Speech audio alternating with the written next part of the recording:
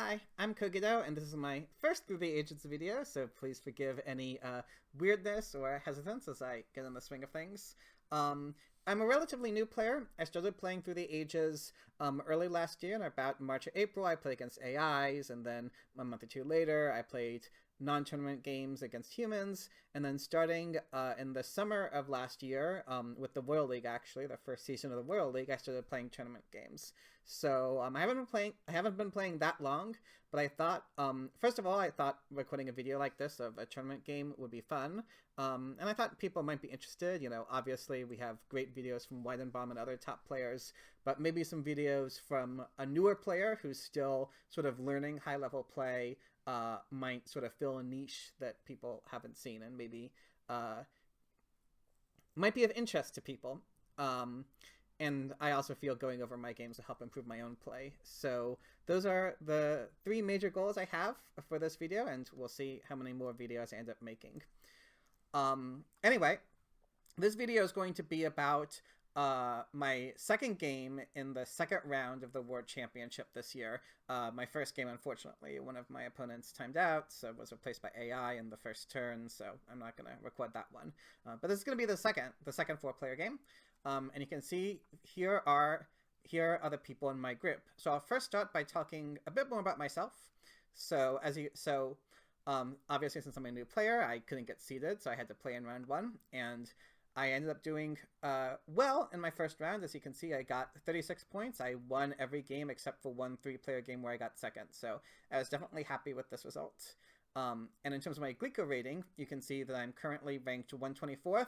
Had a big jump in the most recent update. So I'm also, you can say that I'm doing pretty well in terms of both my tournament performance and my Glico rating, but as I'm sure you know, none of that matters when you actually start the game. Obviously, everyone starts from the same position, so it's also very important not to get overconfident, a lesson that I have learned too often in my life.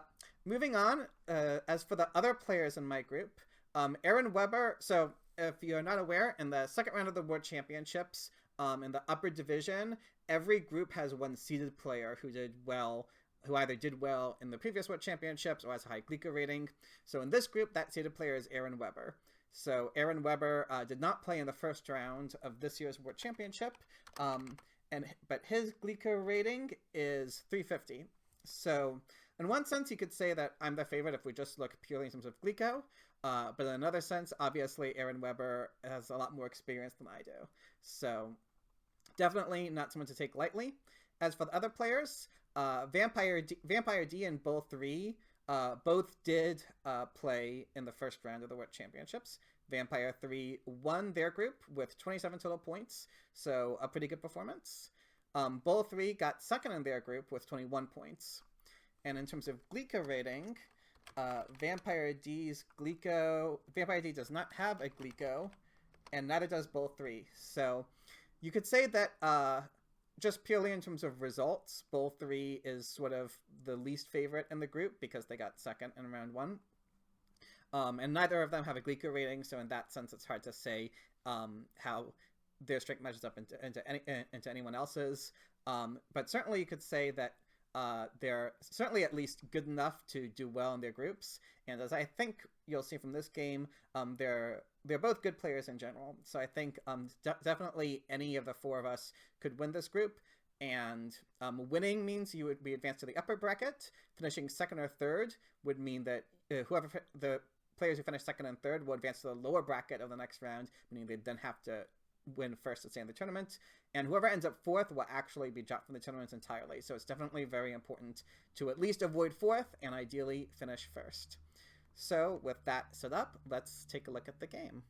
Oh, by the way, I've watched a lot of Weidenbaum videos, so if I use a lot of Weidenbaum-isms, you know why. To start out with, I do like looking at the leaders and wonders, not necessarily individually, but just to see if there's any general strategies that they promote. So here, for example, we see there's a Hollywood, but only Chaplin as a leader for the culture strategy, so culture maybe not that great. There is Spaceflight with Steve Jobs and Marie Curie, so science strategy a little more pushed there, but overall, you know, we have four sort of more neutral leaders, I would say, in Age 3, so no single strong strategy. We do have Pierre plus Internet. notably. In Age 2, we do have some very strong synergies. We have Maria plus Ocean Liner Service. We have James Cook plus Suez Canal. We have James Watt plus Transcontinental Railroad. So a lot of strong 2-card synergies in Age 2. Notably, there's James Watt, but no Newton, which means that coal is better than it normally is. Age 1, we have this one military action leader, Nian Ziska, so military actions might be hard to come by at the beginning.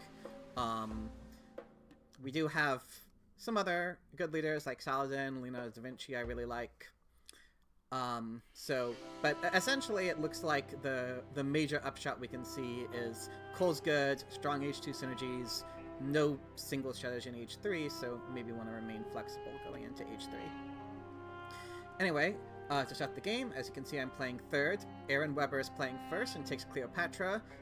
We do have some good colonization synergies, so I think Colossus not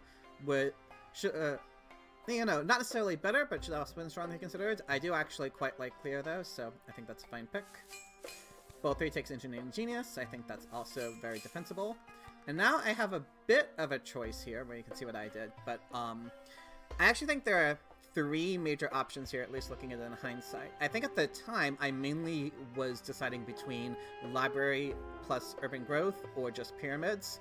I do really like the pyramids as a wonder. It's my favorite AJ wonder, so I highly considered taking it, even though the library gave me an extra urban growth. But in the end, I'd say recently I've come to a greater appreciation of library, especially the extra military card that lets you hold.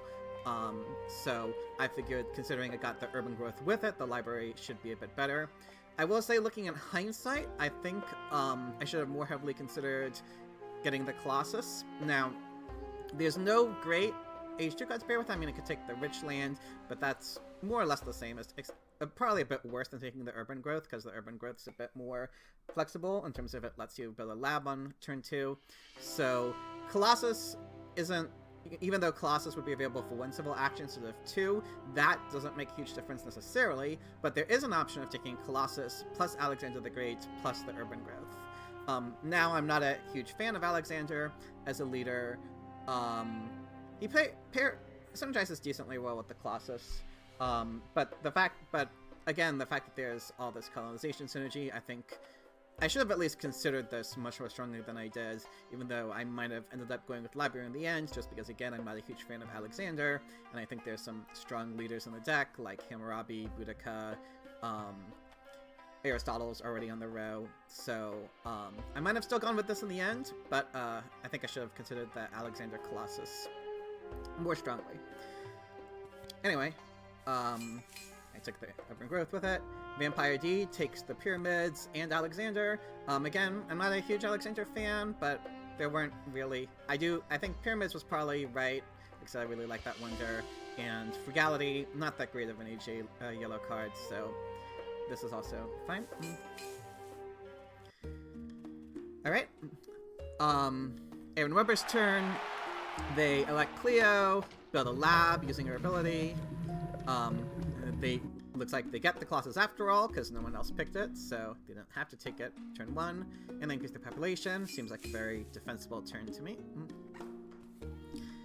Bull 3 takes Hammurabi, elects him, builds a mine, increases population. That's also a very rational turn, I think.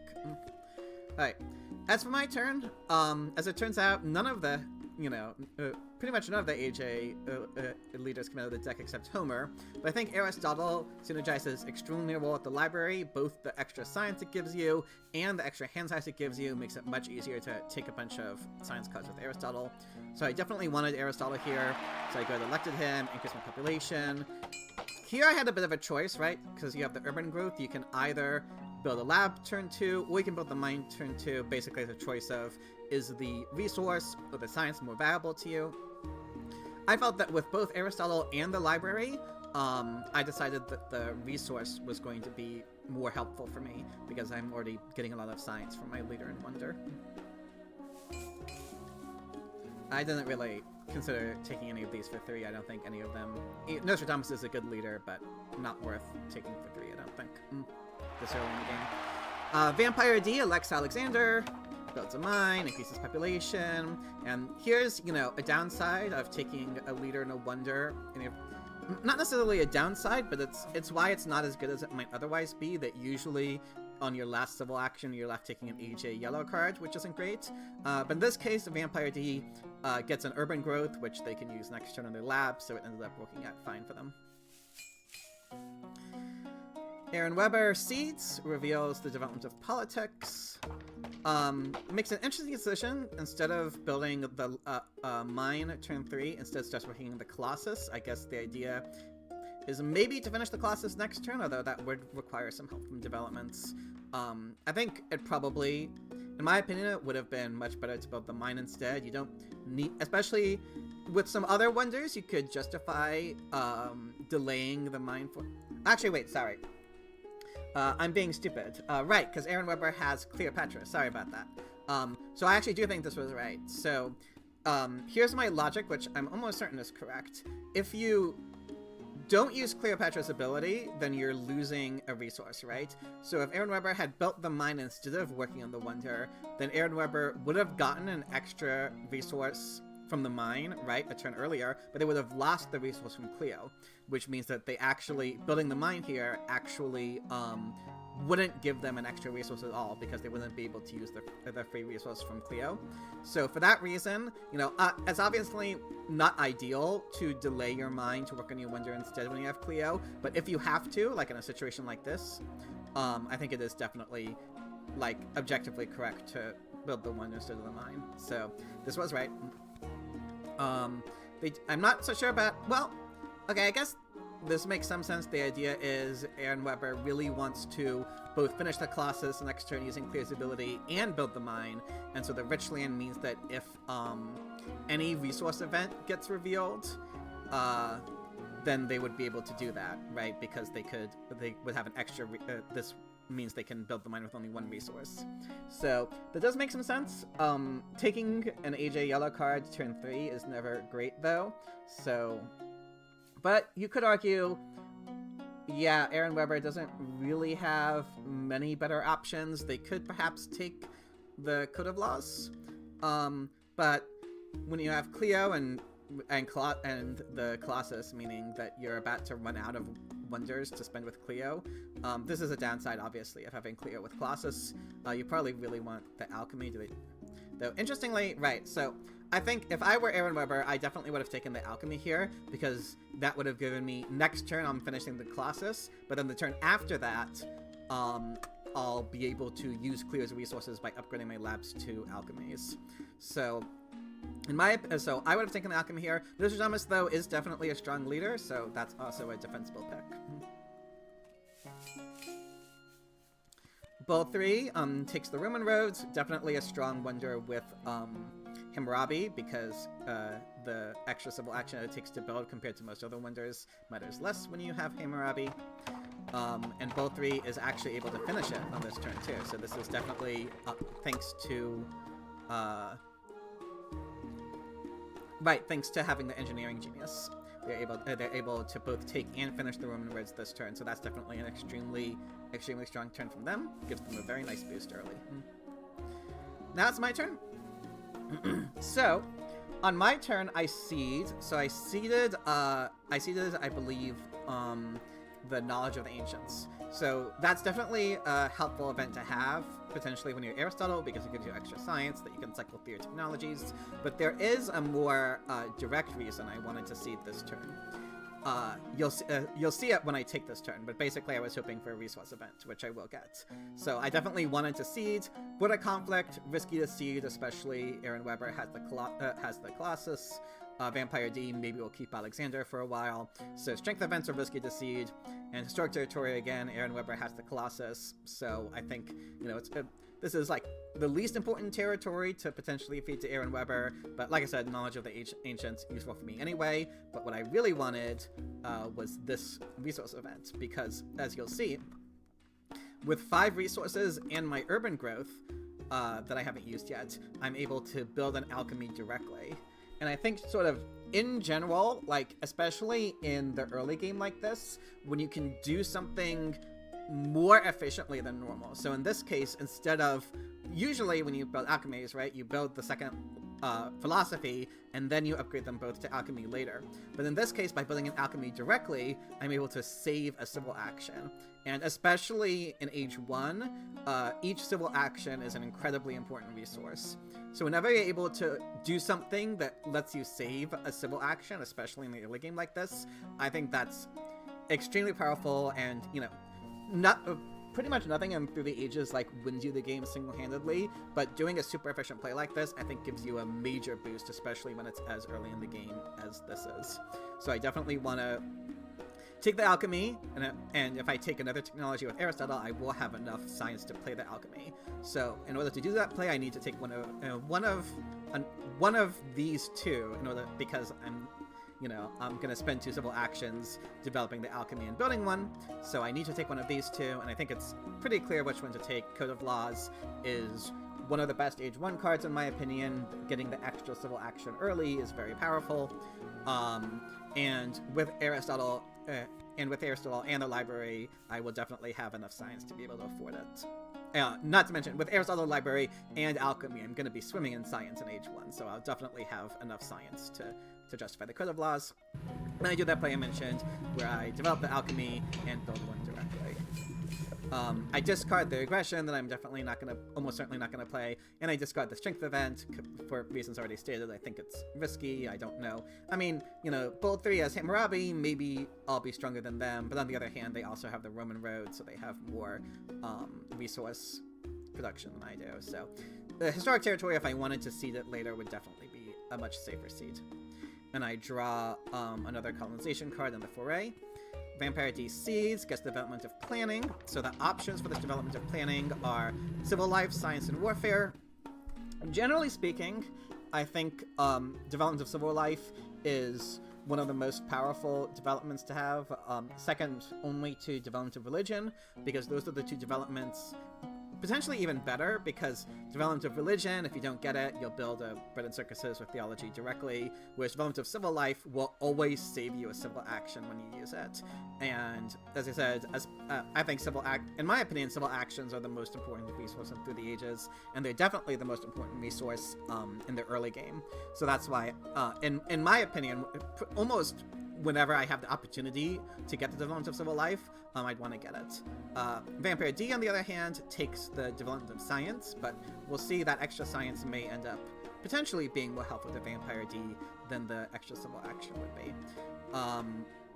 Anyway, they build a philosophy, take an irrigation, and a masonry, so perhaps they took the science because they want to be able to afford this masonry, which will save them a civil action on the pyramids. And they build 1 stage of the pyramids, so presumably planning to finish it next turn with the masonry. Aaron Weber Seeds reveals the development of trade routes. Aaron Weber finishes the Colossus with Cleo, and now they take a Knights. Makes sense. Knights obviously a very important card to have, and they elect Nostradamus. So I guess, yeah, I mentioned earlier that if I were them, I would have taken the alchemy instead to use with Cleo, but I guess in this case, instead they just replace Cleo with Nostradamus early, which also, like, removes the need to use Cleo's extra resources. So I guess I kind of take back what I said earlier, that this play also... I like Cleo, I like saving those resources, so I probably still would have gone with the alchemy, but I definitely understand wanting Nostradamus instead. Because they're replaced, they take the Taj Mahal for free, and they increase their population. This though, I think is questionable. They have enough resources now to build a mine, and I think having a 3rd idle worker, like, generally speaking, like, if you have a bunch of idle workers just sitting around doing nothing, that's an inefficient play, right? It means you spent a civil action and food to do nothing, basically. Like, sometimes you have to do it to get out of corruption and stuff, but generally speaking, I try to have as few idle workers sitting around as possible. So it's hard to see having another worker 1 turn earlier is probably not going to do anything for Aaron Weber, whereas building the mine this turn would give them an extra resource. So I think this, on the other hand, I'm pretty comfortable calling a mistake. Bowl 3, raises the population 2 times, builds a lab, takes the warfare, makes some sense with Hammurabi. I also think the Warfare is a pretty good card in a 4-player game because you can't guarantee the Kanman. They're not. On the other hand, they also delayed their second lab a little while because they built the Roman roads instead. So maybe it'll be a little questionable whether they have the science for it, but we'll see how it goes. I think this is justifiable though, because again, the extra military action is particularly good for Hammurabi. Anyway, it's my turn. I don't seed because my turn I think will end up just getting me out of corruption, so I would have to modify my turn if I got a resource event from seeding. I do, however, take Saladin, so if we look at the leaders available, there is Leonardo da Vinci in the deck, and 2 of the leaders have already been chosen. Bolfey is the only one who hasn't chosen their leader, and there's still 2 alchemists in the deck, so they might take Leonardo and they're ahead of me, but you know, they might choose a different leader instead. So you could definitely argue I should just wait for Leonardo, because I do think Leonardo is quite a powerful leader when you're on alchemies. On the other hand, you could argue that Leonardo would be a bit overkill when I also have the library, which will give me 5 science production anyway when I upgrade all my stuff, and moving from 5 to 6 is less important than moving from 4 to 5. I think that's partly a taste thing. I just personally really like Saladin. I think as I said, I think civil action is the most important resource, so getting a free civil action from Saladin I think is one of the best things you can do with an H1 leader, even an H2 leader in some cases. So I just value Saladin enough that I'm willing to take him here. And, you know, as always through the ages, doing something earlier is better than doing something later. And H1 leaders are generally, not always, but generally better than AJ leaders. So, all else being equal, an earlier H1 leader is better than a later H1 leader. And so I think that's also a reason. Who knows when Leonardo will show up? Maybe he won't show up until the very end of the age anyway. Whereas Saladin, if I take him now, he will provide me value right now. Aristotle, you know, I will replace Aristotle, but like I said, I'm going to have a ton of science production anyway, so I think the extra civil action will be more valuable than the extra science from Aristotle. So I do, however, I think the Swordsman is a very important card to take. I don't have any tactics yet. No one has played any tactics yet. But in a situation like this, I think it's important to stay flexible. You want at least one of the Age 1 military technologies, like no matter what. Almost no matter what. There's always exceptions in through the ages, but like 95% of the time at least, you want one of those Age 1 military cards. And so since I don't know whether I'll want infantry or knights, you know, I think it's important to take the Swordsman while it's available to me for one civil action. I do elect Saladin. So again, you know, you could argue maybe I could take the Breakthrough instead. Breakthrough for 2 civil actions, maybe not that great, but still pretty good. But I just like Saladin enough. I think the Swordsman is necessary. Saladin, more of a taste thing, but as I said, I like him. And I do think spending the last civil action, upgrading the lab makes sense. I don't have enough resources to finish the library. So if I had reveal, again, if I had seeded and it had been the development of agriculture, for example, then I couldn't have done this play. I would have had to spend a civil action increasing my population instead. So by not seeding, I'm able to do everything I want to do this turn.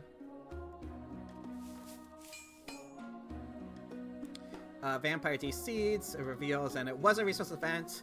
After all, no, it's a resource event that would have let me finish the library, but I'm not going to go into hindsight bias. Vampire D does develop the masonry, finishes the pyramids, increases the population, and plays and upgrades 1 irrigation. So instead of taking any cards, maybe they don't like any of these cards, so they work on their civilization instead, which I think is very justifiable. And they play a legion, so I guess they want to keep both of these cards. Aaron Weber builds a warriors, finally builds that 3rd mine, builds 1 stage of the Taj Mahal, so it looks like they're planning on finishing this pretty soon. Takes a breakthrough for 1 civil action, makes sense, strong card, and takes a drama. So I think from here we can see that Aaron Weber is definitely planning on going hard into the culture strategy, which in a 4-player game usually is not nearly as good as this in a 2-player game, but I will say I have certainly seen it work out in the past, so it can definitely be a successful strategy even in a 4-player game. Bull 3 takes the Forbidden City, makes sense. I think I think Forbidden City is one of the best Age 1 wonders. So as long as they can find a way to get out of corruption while taking it, I think that makes sense. And thanks to Hammurabi, it looks like they can by building 3 stages. Unfortunately, they short just 1 civil action of finishing it this turn, but that's okay. They can just build a warrior to get out of corruption. Now it's my turn, and I have some decisions to make. Well, you can see what decision I made first. This turn, one thing I definitely want to do, thanks to the development of crafts, I have enough resources to finish the library. I could seed if I wanted to, but the call to arms, again, like right now, I'm the weakest, and I think I'm planning on not increasing my strength this turn. We'll see though. But I definitely want as few strength events in that deck as possible right now, because it looks like I'll probably be the weakest for a little while as I work on other things. And I don't need anything from the developments for my turn to make sense, because, like I said, I have enough to finish the library this turn anyway. So after that, I basically have 2 civil actions, so there's a question of what to do. I could increase my population, potentially, but I think there are some interesting cards, and most notably, there's this monarchy. So I already have the Code of Laws earlier, and I think when you have the Code of Laws, the monarchy, you know, the weakness of the monarchy, right, is that once you start getting into mid to late Age 2, having only 5 civil actions feels pretty bad. But if you have the Code of Laws already like I do, then you're at 6 civil actions, and having 6 is definitely, you know, I would say perfectly fine, especially at least until mid Age 3 or so. And I also have Saladin. So with the monarchy and the Code of Laws and Saladin, I will have 7 civil actions until I replace Saladin. And that, especially this early on, is extremely powerful. And so that's why this is a situation where I think the monarchy is quite strong when I'm able to supplement it with civil actions from other sources. And also, even though monarchy plus Code of Laws, the weakness is it takes so much science. But with having Aristotle earlier, having the alchemies going, having the library going soon, I think I will have enough science to be able to afford both of these as well as the other cards I need to play. So that's why I think, especially since it's available for 1 civil action, this monarchy is quite strong. So I definitely want to play it now. I have enough science too. I can finish, and I can finish the Library of Alexandria. So here I'm left with 1 civil action. Like I said earlier, I could increase my population if I really wanted to, but I decided that this theology is more important to have. I will need a happy face solution of some sort before the end of Age 1. The Forbidden City has already been taken. Even if I take the Great Wall or the St. Peter's Basilica, which it looks like I probably won't have an Age 1 wonder anyway, because I'm not going to be on Iron Mines, most likely, maybe ever, but definitely not for a while. So I probably won't have the spare resources for an Age 1 wonder anyway, but even if I did, these would only give me 1 happy face, which you need at least 2 before the end of Age 1. And so I need to guarantee that I have a happy face solution in my hand. Now, there are still actually both Bread and Circuses remaining in the deck. So it's possible that even if I pass up this theology, I'll get the Bread and Circuses later, but I can't guarantee that. Vampire D needs a happy face solution. Aaron Weber has the dramas, so I guess maybe in retrospect you could say that Bull 3 doesn't need a happy face solution because they have the Forbidden City. Aaron Weber presumably will be using dramas as their happy face solution. So from that perspective, perhaps this theology was not a good pick, because I could expect that I should be able to get one of the 2 Bread and Circuses. And I do think that if you don't have the free religion, that the Bread and Circus is better than theology. It costs 2 resources less. The strength usually matters more early on than the culture does. So perhaps in retrospect, this was not a smart pick, because I can see that Aaron Weber and Bull 3 don't need the happy face solution, and I should have just increased my population instead. Thanks to the library, I can keep all these cards. I draw Dark Ages, finally a tactic, and new deposits. Vampire D takes Cultural Heritage, takes the Iron, upgrades their farm, and increases the population. They are under some science strain, especially having gotten this Masonry, so even though the Code of Laws is a strong card, it makes sense why they would pass up in the warfare. And obviously taking the Iron makes sense. I'm not entirely sure about the Cultural Heritage, but the 5 civil actions is, spending 2 on the Cultural Heritage with this. They don't have that many resources going anyway, so they might not have that much else to do with their civil actions. It's a justifiable turn. And they build a warrior so that they are the second strongest after their turn. Aaron overseas reveals development of agriculture, and their event deck flips. They do indeed build a drama for their happy face, increases the population, and takes a patriotism. So it looks like their plan is to get some cultural production going and then defend it with their military. So with that plan in mind, the patriotism makes sense. They do have a lot of science saved up for potentially the Code of Laws or the Warfare, but they also have not played any like age 1 resource card, like the agriculture or the iron or the alchemy. So their science is probably going to be under strain real soon. They've only spent science on the drama so far. Goal 3 finishes the Forbidden City and takes the iron for 3 civil actions, which is a lot, but I mean they have the Forbidden City and Hammurabi, so I think it's also justifiable. That doesn't mean that I will be the only one without iron though, so I'm going to need to set myself up for coal mines, right? Because that's the last copy. No, sorry, there's one more copy of iron left. But they also have enough, they also can develop it and upgrade 1 mine on their turns, so I think that's good play. And now we can see, you know, sort of, I knew it was going to happen, but yeah, I ended up taking the bread and circuses anyway. As I said earlier, I think this is better than theology if you don't have the free religion, and I don't have much else to do. We'll see that, you know, I don't really want any of these cards. I have the 3rd military action already, so I don't need the warfare. The urban growth, I think, probably not that useful, because I've already upgraded my alchemy, so I don't know what I mean, I'll use it on a happy face solution, but we'll see this turn. This turn I want to play it anyway. I think drama is not very good. I don't think. Well, there is Bach in the deck, so a drama could be defended on that basis. But as we saw earlier, there's not that much culture support. There's the Hollywood, but only the chaplain for the leader. So I don't think drama is great.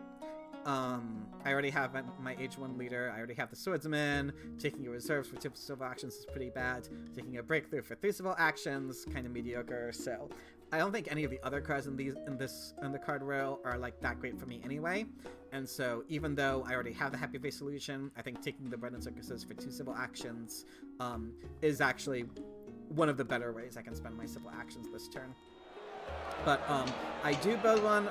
The event deck has flipped, which means a rebellion could be in the deck. I mean, it's unlikely, but it's possible. I don't have anything better to do with my resources anyway. I could, you know, build a warrior, but I have a knight's tactic in my hand, so I would prefer my first. I would prefer to spend resources on knights next turn. Potentially, I'll have enough science for it for my tactic. So I think this is better than building a warrior. And like I said, again, I don't really have much better to do with my civil actions anyway. So because of that, I ended up increasing my population 2 times. Again, I could have taken the urban growth instead, but it's not clear necessarily what I would play it on because I already have the alchemies and my happy face solution. So the urban growth could just end up rotting in my hand doing nothing. So I think it's better to spend my civil actions doing what I would want to do eventually anyway, increasing my population. Oh yeah, and I didn't seed because partly because I'm the weakest, obviously, and partly none of these cards in my hand I would want in the deck. Strength event, not good for me right now. Dark Ages, I have 5 science production, so this would probably hurt me more than it would hurt my opponents. I mean, it might not. Another perspective is that it's easier to recover from a Dark Ages the more you have science production, whereas if you have 2 science production like my opponents, if it happens to hit them, like if a Dark Ages hit Aaron Weber right now, for example, that would be disastrous for them, because they would be losing a ton of science and will only get back 2 per turn. Whereas even if it would hit me, guaranteed for some amount of science, I would get it back pretty quickly. So from that perspective, you could say maybe a Dark Ages is better. Is less bad for you when you're on high science production. I think it kind of depends on the situation. I guess maybe in this situation, there's not really any technology I'm going to be saving up for. Usually in Age 2, the technology you want to save up for is the government form, right? But I will not be needing an Age 2 government form because I have the monarchy. And so, given that being the case, I won't really be saving up my science for anything. I'll probably be trying to spend it every turn. So from that perspective, you could say that the Dark Ages probably wouldn't be that bad for me. On the other hand, though, at this rate, it's looking pretty likely that I'll want coal. Even if I end up getting the iron, it's going to be quite late in Age 1 or at the beginning of Age 2. And when you have such a late iron, you would prefer coal if possible, regardless. And so it's possible that the Dark Ages would make me would make me have to delay coal a turn if it reduces my science from 8 to 6, for example. So it kind of depends on the situation, and at this point in time, it's really hard to say for sure whether this would end up hurting me more than my opponents or not. But combined with the fact that I'm the weakest, I don't want the new deposits. Again, I don't know when I'll be getting my resource production going. And given that I am the weakest, I figured I just wouldn't seed. Anyway, though, I already covered the turn I played, so I won't talk more about that. So I discarded all the event cards because, as I said earlier, I felt like I didn't want any of them to be in the deck anyway. And I ended up drawing a colonization card, an open borders agreement, and a scientific breakthrough, which we will talk about next turn. Vampire D finally uses Alexander's ability, takes again Ziska, increases their population, builds an iron mine, and elects again Ziska. That seems like a good turn to me. Yeah, they don't, it's not clear at all whether they would get the alchemies, so Leonardo is definitely much worse than Jan Ziska in this situation. Oh, also, notably, I took the strength with Saladin. I do think that most of the time you should take the civil action with Saladin, and you should only take the strength in extreme situations. Usually, I consider taking the strength when it would move me from being the weakest to being the strongest. Now, I didn't do that in this event because I'm only tied in strength with Aaron Weber.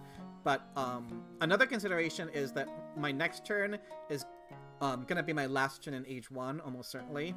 And I think civil actions are at their least valuable in the entire game, honestly, at the end of Age 1, because Age 2 cards are so much better than Age 1 cards. So any cards you take at the end of Age 1 are just going to be much less viable than potential cards you could take one turn later. And so because I at least moved to not being the weakest anymore, and I mean, most of the seeded cards, so this is inaccurate, one of these is from me as the knowledge of the ancients, but of the other 5, 3 were seeded by Aaron Weber, and 2 were seeded by Vampire D, and Aaron Weber, obviously with Nostradamus, would feel extremely safe seeding strength events. So I think there's a good odds that there's a lot of strength events in the deck. And so that's why I decided to sort of play it safer by taking the strength. And like I said, I figured that, well, first of all, I'll have a lot of civil actions anyway, because I have 5 from the monarchy. And second of all, it's the end of Age 1, so they're less valuable. So that was my logic in taking the strength. We'll see if it ends up working out for me. And Weber seeds reveals the knowledge of the ancients that I had seeded. They develop a knight, play a patriot system to build a knight, increase the population to ensure that they have the strength lead, and they take an urban growth, which will definitely be good for them. Build 3 increases the population 2 times, takes Genghis Khan, so that means that they probably have a cavalry technology, takes the swordsman, develops it, builds the swordsman directly, and plays a heavy cavalry. So they indeed do have a cavalry tactic, the best one when you have Genghis Khan. So that immediately puts them strongest by a lot. So that's a good turn for them. Genghis Khan providing them good value. And finally, also builds a mine. Now it's my turn, and during my political action, I had a choice here whether to see the scientific breakthrough or the open borders agreement. So I think first to talk about the open borders agreement, and then I'll say why I didn't see the scientific breakthrough. When I had a choice with the open borders agreement, I could choose who I wanted to offer the pact to. Usually, it almost always gets accepted no matter what. But I decided among my opponents, I didn't want to offer it to Aaron Weber, partly because they would go from 2 to 3, and partly because the extra military action is especially valuable for Nostradamus because it gives him more opportunities to draw events to seed.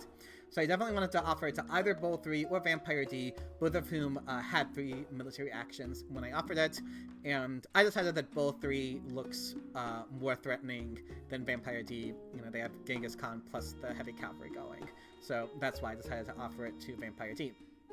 As for I didn't see the scientific breakthrough, you might think that because I have 5 science production and everyone else only has 2, that this would be an extremely powerful event to seed.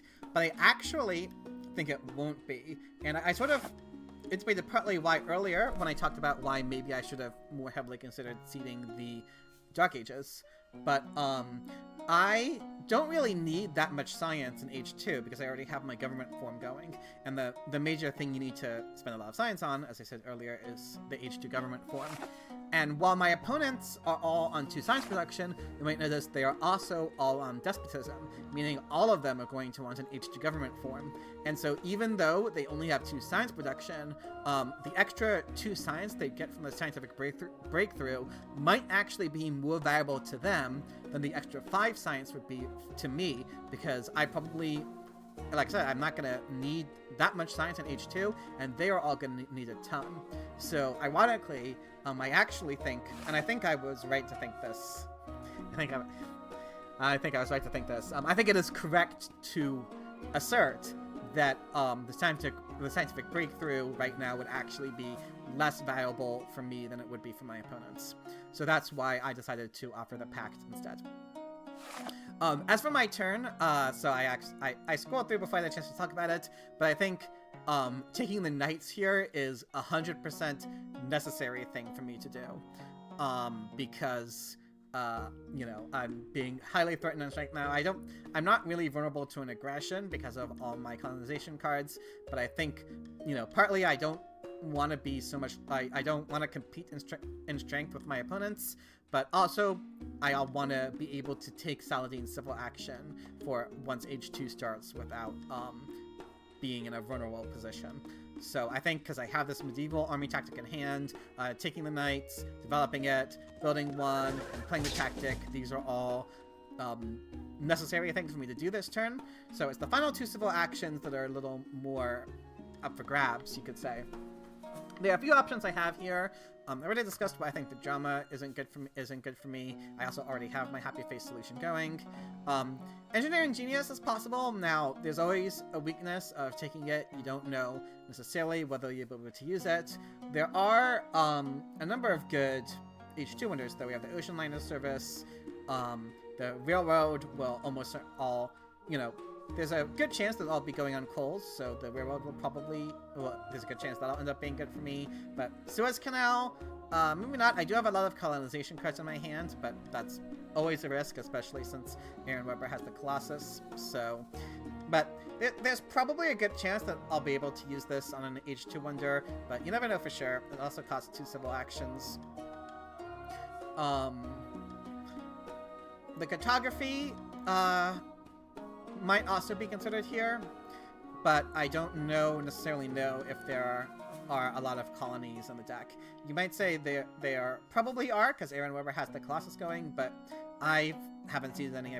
I've only seen the 1 knowledge of the ancients, so this is a bit of a more risky pick because I have no idea if it'll actually end up being useful for me.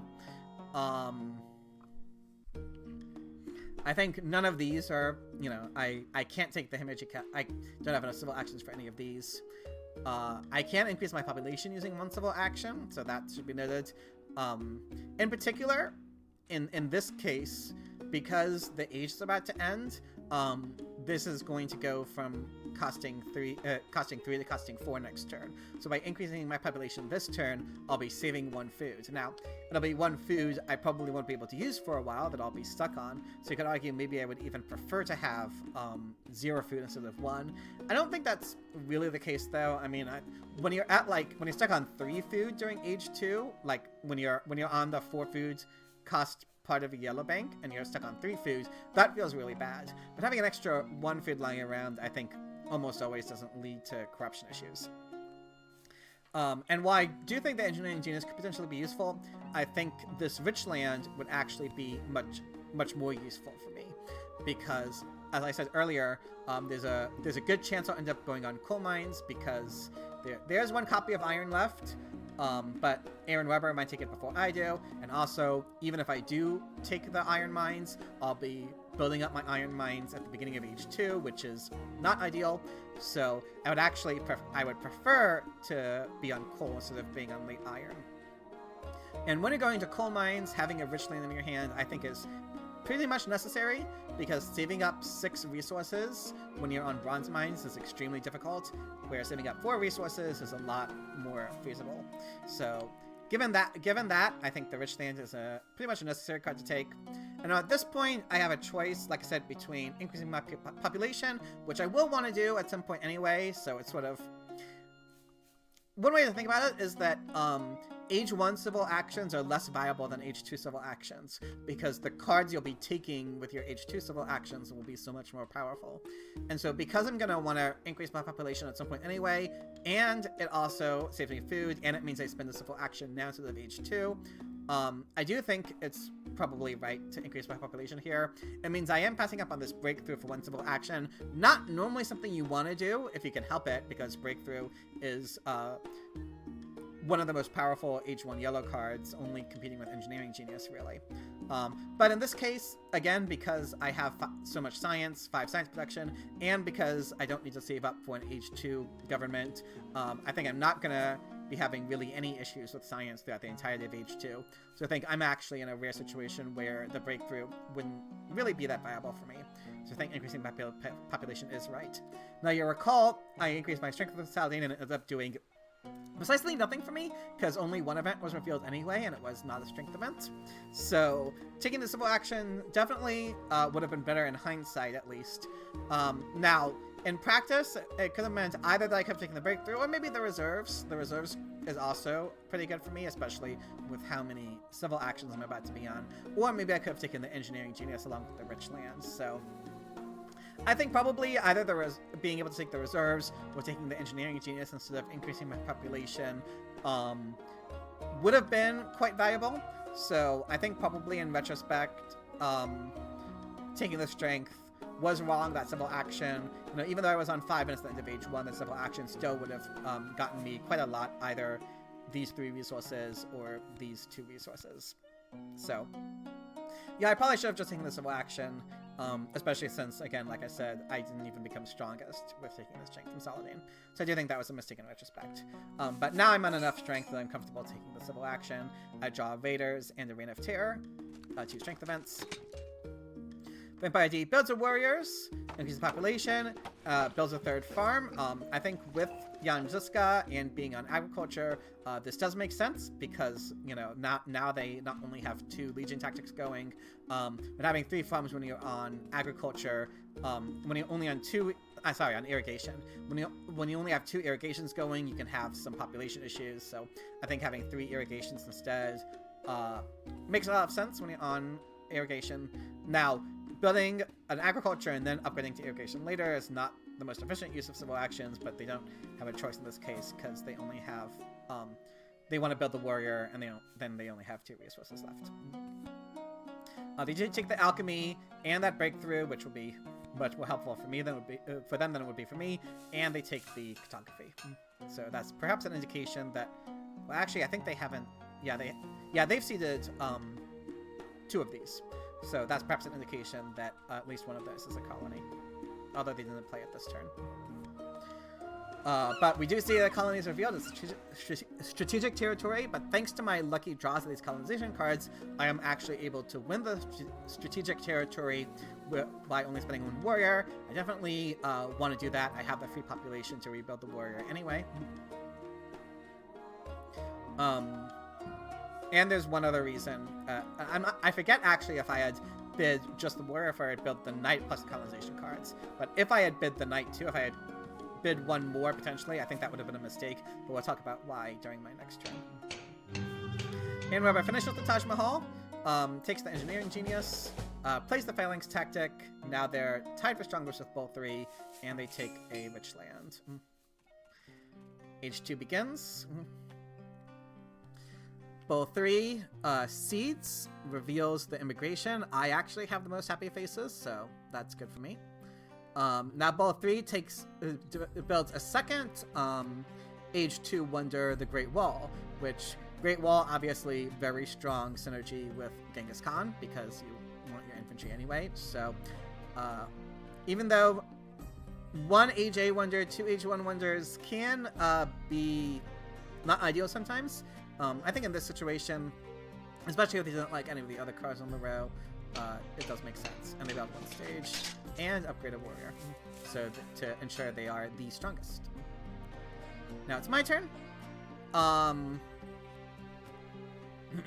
So I'm the weakest, and I don't really want any of these cards on the deck anyway. I already talked about the Scientific Breakthrough. I don't want the Strength events because I'm the weakest. And the Wealthy Territory, I have 0 colonization cards in my hand. Aaron Weber has a colonization bonus. Vampire D will have one soon. So I don't want any of these in the event deck anyway.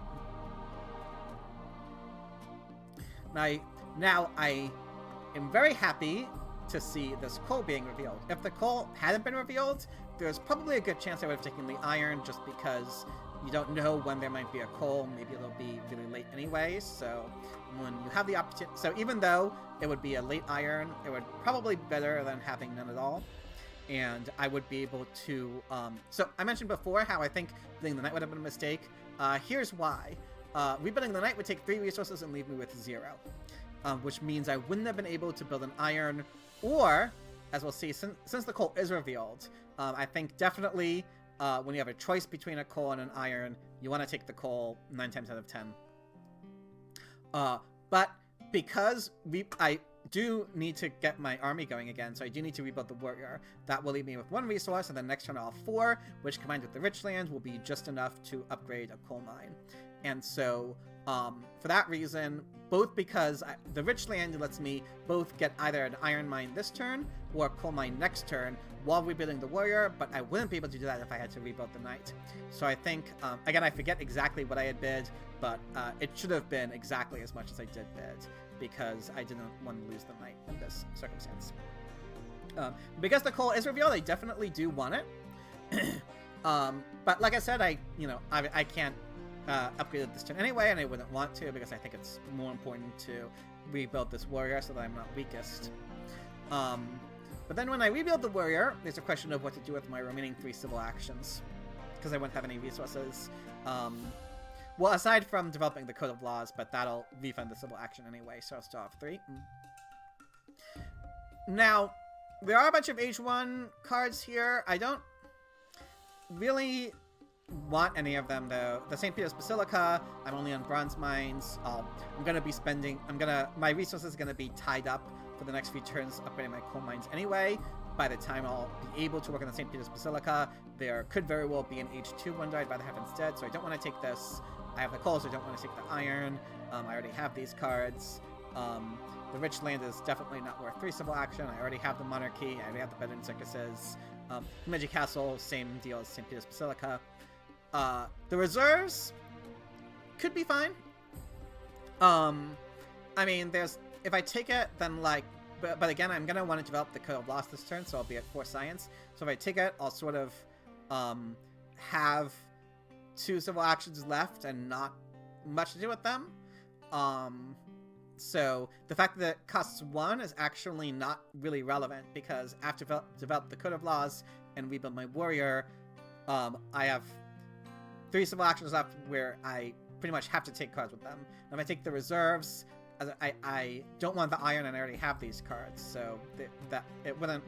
The fact that it costs 1 is not really relevant. And I could take the reserves and the printing press, but for similar reasons to Opera, there's not... I actually think there's no printing press synergy whatsoever in H2, so the printing press is a bad card in this game.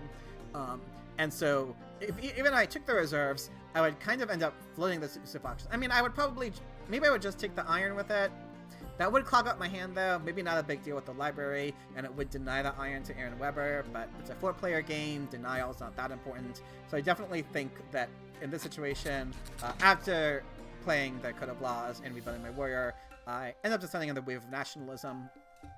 Even though it costs 3, I have the civil actions to do it. There was, for reasons already stated, I think taking the reserves instead wouldn't even be that much better. And the wave of nationalism could definitely end up being very useful for me, even though I'll end up spending 4 civil actions total on it, because I have 7 civil actions available with all my stuff. Spending 4 on the wave of nationalism is much easier for me in this game than it would otherwise be. And there's Vampire D, there's a good chance that they'll be getting stronger than me pretty soon, and so there's definitely a very good chance that I'll begin my turn as the weakest, and this will give me 6 resources to work on my military, which may very well end up being extremely valuable for me, especially since I'm still on bronze mines, and like I said, my resources are going to be taken up by upgrading to coal, so I actually will not have a lot of resources to play around with until the end of Age 2 or thereabouts. I just get my aggression, because I'm not going to be using it almost, and I draw a tactic, which is nice, a vast territory, and a freedom of movement. Vampire D takes the second burden circuses, builds it to get out of, to fix the happy face problems, develops the cartography, which even though the strategic territory, as we saw, was revealed already, they developed the cartography anyway, which probably suggests that there's more colonies coming. Increases the population and builds a 4th warrior, so indeed I am the weakest again. Aaron Weber seeds, reveals the barbarians, but Aaron Weber has the most culture, so it ends up doing nothing. Takes the iron, which makes sense. You don't know when the second copy of coal... I took the first copy, especially since I took the first copy of coal, you don't know when the second copy of coal might be coming. With the rich land, they can upgrade 2 iron mines this turn, so I think this is definitely right to do. Both 3 seeds, reveals the crusades. Unfortunately, I'm the weakest, so it does hit me, but as strength events go, especially in a 4-player game, it's the least bad, probably. And they make an interesting play. They take the Bach and the Opera. So they spend their entire turn just taking these 2 cards. Now, in a 2-player game, obviously this would make a ton of sense. In a 4-player game, going hard on culture in Age 2, not as good as in a 2-player game. But as I said earlier, when we saw Aaron Weber go into the culture protection strategy, even in a 4-player game, this can end up working out if you're... I mean, Bolthree obviously has Genghis Khan and the Great Wall too, so Bolthree isn't going to be concerned about strength for a while. And so, at least for the entirety of Age 2, most likely, they'll be able to protect the operas if they end up building them. So I do think in Bolthree's situation, this does make some sense. Now, it does mean they have to delay their last iron upgrade, which is a problem. You could argue maybe instead of taking Bach for 3 civil actions, they could have just taken the opera, and then maybe there's also this Kanman coming down the road that they will need at some point. So you could probably, if I would not do this play if I were them. I would definitely take the Kanman. I think when you usually take this for 3, or you often take this for 3, and I think when you're on despotism, you almost always want to take this for 2 because of how important it is to be on a government form. But so I would think in the monarchy, maybe the Kanman and the opera and upgrading the iron mine would have had a similar effect of getting into the culture strategy, and also would have gotten you the Kanman and the iron upgrade earlier. It perhaps would have risked someone else thinking about probably both. In retrospect, I guess Bolthree is probably worried about Aaron Weber taking Bach because Aaron Weber has the dramas going already, and Bach would definitely be a strong leader for them. So from that perspective, that makes sense as a denial to Aaron Weber, or at least as a if Bolthree really wanted Bach, then they do have to take Bach now because Aaron Weber would very likely take Bach for themselves on their turn. So. From that perspective, it does make some sense. And they get out of corruption by upgrading their last warrior. And they also become the strongest again by doing that. I mean, that's my turn, and we can see that even though I'm weakest, I seed. And the reason is this tactic I drew, the mobile artillery tactic, which I was definitely very happy about. I think this is... I think it competes with fortifications as the strongest Age 2 tactic. And I might argue it's actually better. I think most people think or maybe not most, but like a plurality of people, from my impression think that fortifications are the best Age 2 tactic. But I think mobile artillery is usually a lot easier to go into because you probably, you know, usually you have knights lying around from your Age 1 military, and when you have knights, it's obviously a lot easier to go into mobile artillery than fortifications, and it gives as much strength as fortifications does. Anyway, not to get into too much into the depths of Through the Ages general theory. Right now I have mobile artillery, not fortifications, and so I definitely want to get into it, especially since I have this cannon available to me this turn. But here's the thing, right? Once I start going into mobile artillery, I'll have this warrior lying around that isn't doing anything. And I don't have any colonization cards. Vampire D and Aaron Weber both have colonization bonuses, so the chances that I'll be able to send this warrior away on a colony are pretty low. It's definitely not something I want to rely on at the very least. And so, for that reason, because I'm going to be going into mobile artillery actually this turn, as we'll see, we'll discuss that later, I really wanted to have that freedom of movement in the next deck, because I want to get rid of this warrior as soon as possible and have the population here be doing something useful instead of just giving me +1 strength. So that's why I risked this seed even though I'm the weakest, because it was really important for me to have that event in the next deck. And I revealed the rats, which only cost me 1 food I wasn't using anyway, so that it hits me in ball 3, not that much. Aaron Weber lost 2, but again, they weren't really able to use it anyway. Vampire D, with all those farm upgrades, unfortunately loses 7 food, so that's definitely a major hit to Vampire D. Anyway, as for my turn, I definitely want to take the cannon, especially since I have this tactic. Now, I have 2 major choices. I can either start doing my core upgrades, or I can play the Wave of Nationalism, which will give me 10 resources that I can spend on building a mobile artillery tactic instead.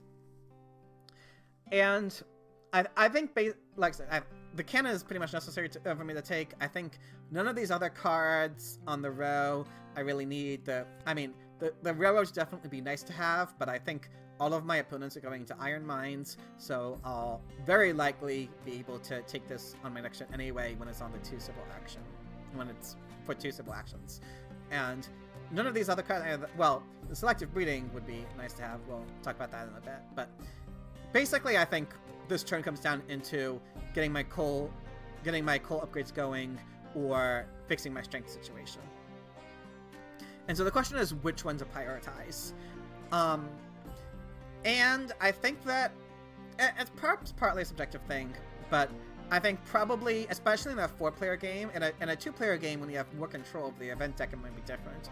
But in a 4-player game, especially a 4-player game where my opponents have Nostradamus, Genghis Khan, and Jan Žižka, the chances that this event deck is filled with strength events are quite high in my opinion, because all of my opponents, even Vampire D, who is like in the least good strength situation, they all have I think they all have incentives and all have reasons to believe that strength events would help them, especially Bolthree and Aaron Weber, and oh yeah, actually Vampire D has it too. All of these events except the freedom of movement are seeded by either Aaron Weber or Bolthree. Both of them have reasons to seed strength events. So for that reason, I think that fixing my strength situation actually takes priority over building coal mines, at least as long as I can guarantee that I'll be able to build coal mines next turn. And as we will see, I can do that, because when I play the Wave of Nationalism, I can build a cannon and a knight, and the next turn I'll have 5 resources, which combined with the rich land is enough to upgrade a coal mine. And as we know, I had the Dark Ages in my hand that I discarded, so I also know for a fact there's no Dark Ages in the deck, which means that I will guaranteed be able to play the coal and upgrade a coal mine next turn. So because I'm able to do that, I think I was comfortable making this play, which means that I go from being the weakest to the strongest, which, reasons already stated, I think is more important than the extra 2 resources I would get from building the coal mine a turn earlier. At this point, though, I have... there's also, I think, another reason to do it this way. Doing this takes 1 civil action less because... right? Yeah, I already had the population lying around. So if I had upgraded the coal mine, I would have used 1 more civil action than building military units, which took military actions. And so if I had upgraded the coal mine, I would have only had 2 civil actions left, and not that much to take. These are all H1 cards that I don't want to get. I mean, the rich land would be fine to have because I'm upgrading coal mines, but it's still an age 1 yellow card. I'm taking an age 2. I could maybe take the opera, but Bach is the only opera synergy, and he's already been taken. I don't need the organized religion. And so if I upgraded the coal, I would have had two civil actions left, and not really great things to do with them, aside maybe if I'm taking the rich land, and then kind of nothing at that point. I would have had to float a civil action, which isn't the worst thing in the world, but not one you want to do. But more importantly, with this 3 civil actions that I have from upgrading the military, I'm able to take, I think, a much more important card, which is this selective breeding. Obviously, I will want the selective breeding at some point in the game. And even though I won't be upgrading it for a while, because the next few turns are going to be devoted to cool upgrades, I don't know when the next 2 selective breedings might be available. Vampire D is on irrigation, but neither of my other 2 opponents are. So all of the selective breedings are going to be contested. And it's possible that the remaining 2 selective breedings won't show up for a while. Or maybe the second one will show up, but it'll show up on Aaron Weber's, or maybe Aaron Weber will take this copy, maybe the second copy will show up on Bull 3's turn, and they'll take that one. And then maybe the last copy will be at the end of the age, and I'll have waited a long time to upgrade my farms and all the population issues. So, especially, as I said, since I don't really want any of these cards that much, I think taking the selective breeding just to make sure I have it in my hand, even though I won't be upgrading it for a little while, I do think this is the right play. I might discard a strength event. Well, I guess you could say strength events I might want to play, since now that I have the H2 tactic, I might have good strength going, but I think Vampire D has... Aaron Weber and Bull 3 both have idle population lying around, and Vampire D will have some soon with their good food income. So I think out of all of my events, the Reign of Terror is the least likely to have been viable for me. Also, in a 4-player game, right, the Reign of Terror, it'll only hurt one of my opponents. So as strength events go, like in a 4-player game, you'd rather have a strength event that helps you and not the Reign of Terror, which only hurts an opponent. So that's why I kept the other events in my hand. Maybe I could have discarded the colony, but I thought that maybe I'll draw a bunch of colonization cards, or maybe I'll be able to get the navigation. So I could end up playing the colonies, and also maybe I'll want the Suez Canal, and then I'll want the colonies. So. Reign of Terror, I think, is probably the least valuable event card I have in my hand. But with the 1 military action I draw, that draw ends up being quite impactful because I draw the Terrorism, which we'll talk about on my turn. Vampire D Seeds, even though they're the weakest concerning Nostradamus, cultural influence is revealed. They take a knight, play the cultural heritage, which lets them develop their alchemy, and with this masonry, they're able to upgrade both of their alchemies this turn, which is definitely nice. I think usually, at least in my opinion, you usually want either a coal or a scientific method, and you don't want all of your buildings to be age 1 buildings. But I think in this case, because of the masonry, lets them upgrade them both this turn for cheap. It makes more sense to them, and it's not bad to have your economy be like this. It's just maybe not ideal. I think it's probably worse that they're delaying their resource upgrades a bit, but it'll probably be fine. Aaron Weber Seeds reveals an inhabited territory. I don't have any colonization cards, so I can't bid that much for it. They rebuild the knights that they put into their colony. They take the Republic. Interesting choice. They could take either the Republic for 3 civil actions or the Kanmon for 1 civil action.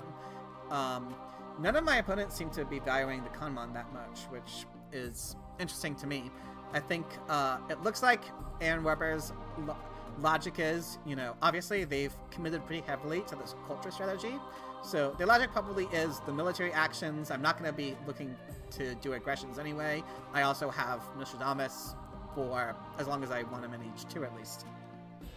So they probably figured that the military actions aren't going to be that valuable to them, and maybe the actual civil action would be more important. It also should be noted, actually now that I notice it, that next turn they'll have exactly 11 science, so they'll have just enough for the Republic and not the Kanmon. So from those 2 arguments, taking the Republic here makes sense. Now, I do think the Kanmon is a much better card just in general than the Republic, and in this case it's available for 1 civil action cheaper. But on the other hand, the fact that they'll be able to play the Republic next turn, whereas they couldn't play the Kanmon next turn, is a major advantage for the Republic. So, yeah, from that perspective, the play makes sense, even though maybe I still would have taken the Kanmon in their position. But this is at least justifiable. Ball 3, yeah, when I saw this, I was kind of like, nice try. I mean, you can see they are going to be able to finish the Great Wall this turn, which will give them an extra 3 strength, which combined with this from the promise of military protection would actually make them the strongest. And as I argued earlier, I have reason to believe that this event deck is filled with strength events, so I think having an extra culture per turn would definitely not be worth letting Bolt 3 be the strongest instead of me. But if they didn't have a better event to seed, then, you know, might as well try it. It's kind of, I guess their logic was, because I'm the strongest right now, maybe I would be the least scared of them, but because of the way this works, actually, I think that, when you have a promise of military protection with someone, right, you're incentivized not to attack them, because then you lose the bonus. So, I actually think that, instead of offering it to the strongest, it's probably better to offer it to someone like Aaron Weber or Vampire D, who are like in the middle, because they might figure, well, I'm not going to be the strongest anyway, because both me and Bolt 3 are competing to be the strongest. So letting Bolt 3 be the strongest wouldn't hurt them, because they don't have a hope of being strongest anyway. And then not only would they get an extra culture per turn, they would also incentivize Bolt 3 not to attack them, and maybe attack me or like the other 2 players instead. So yeah, like I said, from my perspective, I definitely would prefer to be the strongest and not them. So I rejected the pact. They finish the Great Wall. They finally take the Kanmon and finish upgrading their mines. Now it's my turn. I am the strongest, and I also have a very good card to seed. Terrorism is arguably, like, impacts aside, because impacts are like you know, I mean, they're not special case, there's a lot of them, but like, impacts are a significantly different type of event than Age 1 and Age 2 event cards, right? So among Age 1 and Age 2 event cards, terrorism is arguably the most impactful. I mean, rats can be very impactful, iconoclasm, I mean, there are some others that can matter a lot, but terrorism, I think, you know, if you win the terrorism, especially in a 4-player game, getting to destroy a building of each other player, that is game, that can swing the game by itself, right? And as we can see, I forgot to do the seeded the game at the end of age 1. I'll make sure to do that for the end of age 2. But regardless, right now, you can see I am, you know, have the least culture, and the next place is Vampire D, who has more culture production than I do. So there is a very high chance, especially considering I know it's in the deck, I'll play not to get more culture. So I should almost certainly be able to win this terrorism. And so given that, and obviously I'm the strongest, so I want to seed anyway, I think I absolutely want to put this terrorism into the deck. I reveal a Pestilence, which, on the one hand, you know, I have this warrior lying around not accomplishing anything anyway, so it's not a big deal. On the other hand, though, you might recall, I seeded that freedom of movement earlier precisely because I wanted to move this warrior into somewhere else like a cannon. So from that perspective, this is actually quite annoying Pestilence to me, but losing the warrior is definitely better than losing anything else, so nothing can be done. I definitely want to start getting my coal mines going this turn. So now, though, I have 5 civil actions left, and I think, and, you know, no, I've spent pretty much all my resources, so all I can do is take some cards. But I do think that, one of the cards is pretty obvious to take. It's probably the next one. Yeah, it's the railroad. I mean, I have coal mines. When you have coal, you always want to at least highly consider a railroad, and, because, you know, getting 3 resource production and the 5 strength, extremely strong. Obviously, it's even better if you can get it with oil mines, but that's a lot riskier. So when you have, I think with coal mines, the railroad is one of the best H2 wonders. I would actually argue it's, I would say it's maybe like as good as ocean liner service when you're on coal mines, or you know, Suez Canal has the highest potential, I think, of any H2 wonder. Ocean Line of Service maybe is still a bit better than the railroad on coal mines, but I mean, I don't know if I'll be able to get Ocean Line of Service. In fact, I probably won't in a 4-player game. Everyone wants it. Whereas I know that I can get the Transcontinental Railroad right now for 2 civil actions, so I think I absolutely do want it. So now the question is what to spend my remaining 3 civil actions on. There are a bunch of potential cards I could take here. Statue of Liberty less valuable to me, obviously, because I'm on Monarchy. And the Railroad, I think, in general, is better than the Liberty when you're on coal mines. I don't need the Organized Religion. I have my Happy Face solution. Architecture could potentially be a good card for me. I mean, I'm on coal mines, so the resource discount is perhaps less important, but it's obviously better than nothing, and I just took the Railroad, so I will be able to use another Railroad. Engineering Genius. Now, unfortunately, I won't be able to use it to its full effect with the Railroad, because each stage costs 3, but even just taking it for a 3 resource discount definitely can be quite good, can let me finish the Railroad 1 turn earlier than I would otherwise. So if it lets me do that, right, then it's like saving me 6 resources, because it's saving me 3 on the Railroad, and I get the extra production a turn earlier. So from that perspective, it becomes, like, a lot better. I don't need the Justice System. Architecture, take for 1. Journalism, as I said before, not really much journalism synergy. Definitely not in H2. Not even really in H3, though. The only culture leader is Chaplain again, so culture strategy, maybe not that good. Don't need the con mod. Already have the cannon. Don't need the rifleman. Probably, I mean, you know, it's always nice to have the rifleman in case I need it for an H3 tactic, but I don't think that potentiality is worth spending 3 civil actions on it when I don't need it for my H2 tactic. Frugality for 3, not good. So I think, based on what I said already, like I said, I have these 3 civil actions, and I can only spend them taking cards. I think it's pretty clear that the 2 right cards to take here are the Engineering Genius and the Architecture. Yeah. Vampire D offers the International Trade Agreement to roll 3, so, you know, always hurts to see not being a party to this, you know, it's an extremely strong pact, but it is what it is. Vampire D takes the Justice System, takes the Rifleman, especially considering how many warriors they're on. The Rifleman makes sense, and the Cannon, always nice to have. I don't know what tactics they might have in their hand, but regardless of their tactics, I think both of these technologies make sense.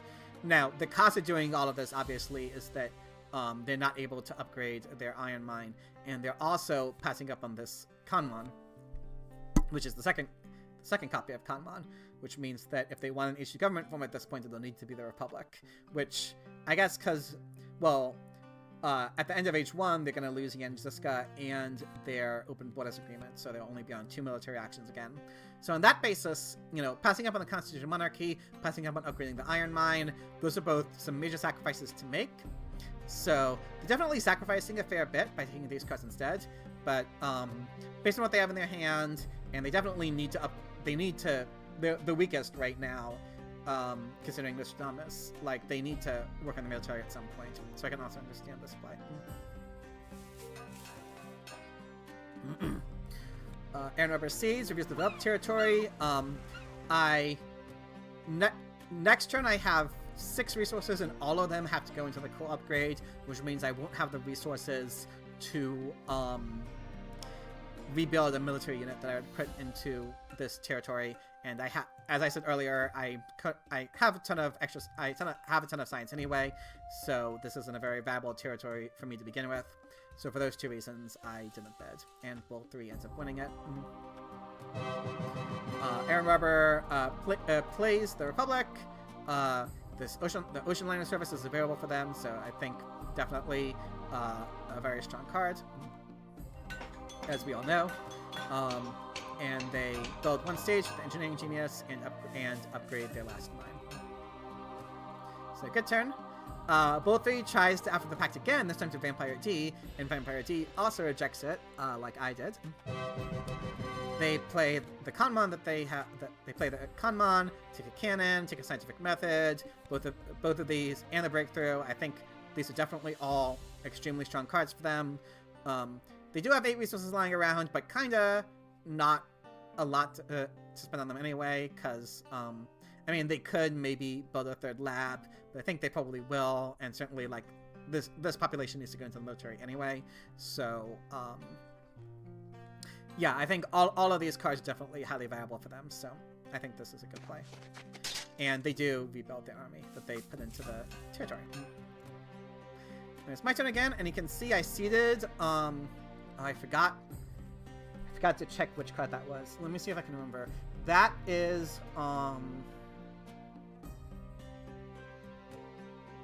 yeah, that's now I remember. That's, Independence Declaration. What's it called? Yeah, Independence Declaration. I want to see because I'm the strongest. Ravage it. I have the Ravages, but I think, you know, it costs Vampire D some, but, you know, Bull 3 I think can lose the Roman roads, and Rubber would lose the Colossus. I think, whereas losing the Library of Alexandria I think is maybe not the worst. Maybe I should have played it, because it would have cost the Vampire D a fair amount by losing Pyramids. And, you know, losing the yellow token from Roman Roads is also kind of rough. So, maybe in retrospect, the Ravages of Time, I should have played it. But, I mean, I'm also using the library right now, because I'm only on Alchemies. So, it's debatable.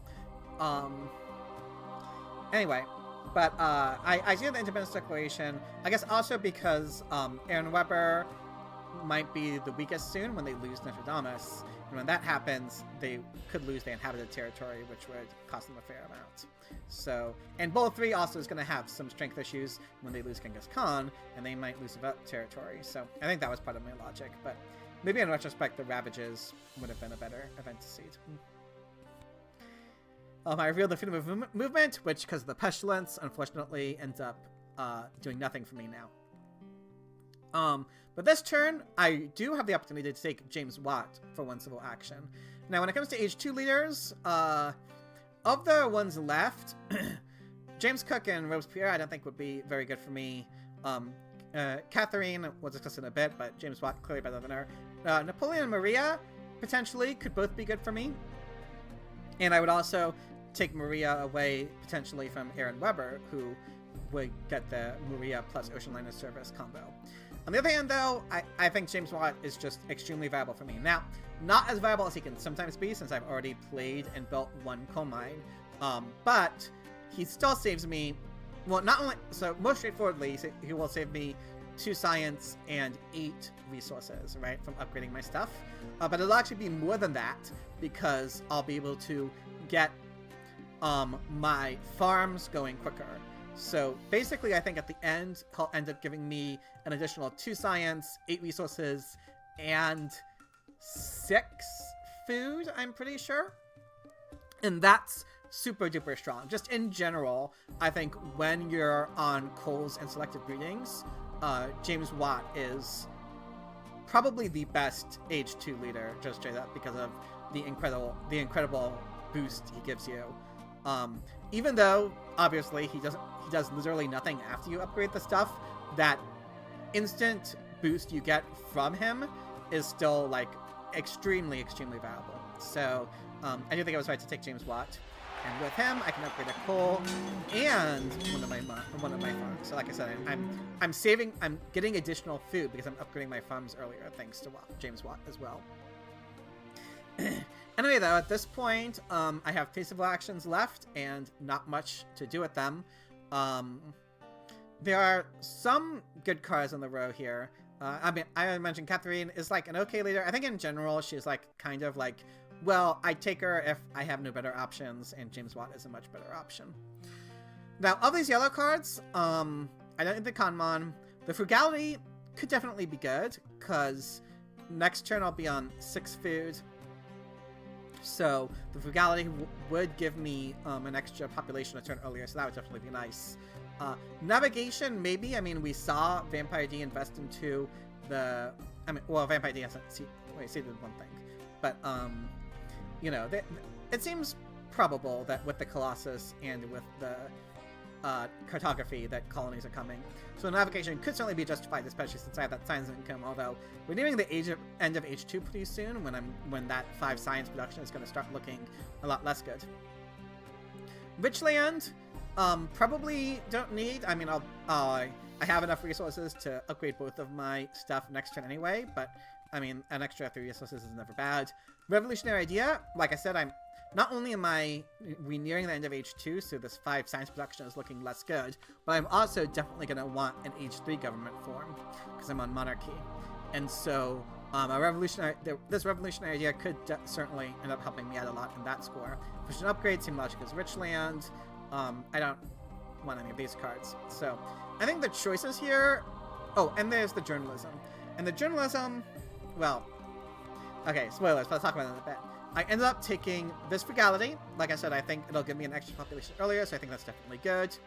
And I took the journalism. So, my logic, if I recall correctly, was I have this architecture, so these are only going to cost 6. I'm only on 5 science, like I said, so 5 science production is going to look a lot less good once H3 begins. So I'm going to want to upgrade my science production somehow. And I'm going to have a lot of resource production with the railroad. And so, since I'll have a lot of resource production, and these will only cost 6, and I need more science production, I figured that, and also, the other thing I thought was, when you have this much resource production, sometimes it can be challenging to find stuff to do with it, right? Because, I mean, you can always put in the military, but sometimes maybe you're strongest anyway, you don't want to put more into the military, so you want something else to invest into. So it can definitely be important to have an urban building available for you to put your resources into if you don't have any other critical need for them. So from that perspective, I do think that was justifiable. On the other hand, next turn, I'm going to be finished upgrading my stuff. The turn after that, I'm going to build my railroads. And so at the minimum, it's going to be until 3 turns from now that I can make a journalism. And by then we'll be in H3 anyway, and maybe there'll be some H3 buildings that I want to invest my resources into instead. Maybe by then I'll be I'll need to put my resources to the military to compete in strength. So from that perspective, this journalism looks a little shaky in terms of whether or not I'll actually end up using it. And I think at the time I maybe dismissed these cards a little too quickly because I figured, oh, I'll have a lot of resource protection anyway. Oh, I'm fine with science. You know, I'm in a good position with science anyway, so I don't need these cards. I think in retrospect, especially the revolutionary idea. Now, H2 revolutionary idea, not that great, especially if you're spending 2 civil actions on it. We're nearing the point where I've lost Saladin, so I'm only on 6 civil actions anyway. So spending 3 civil actions, taking and playing revolutionary idea, maybe not that great. But again, because I really want the H3 government form, and I might be good anyway. On the other hand, though, as we will see, I still have this scientific breakthrough in my hand that I may end up wanting to play. So that would give me some extra science, so then I might not need the revolutionary idea science.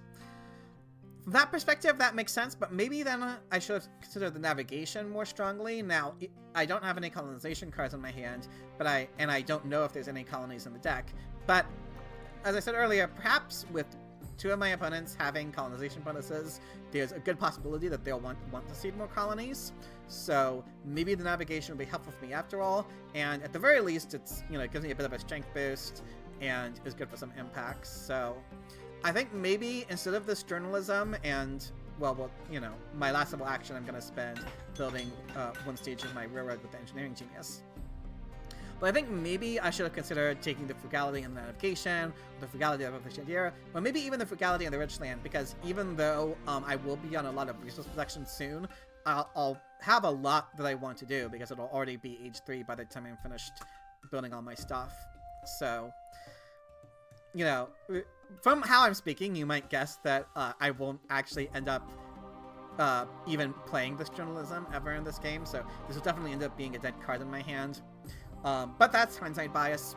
But I think even at the time, I think my logic was a little shaky because, again, once I'm in a position to start building my journalisms, it'll already be in age 3 when chances are good I'll have something more important to put my resources into anyway. So I think that was the major flaw in my thinking. I just got a tech that I don't need, and I draw an aggression.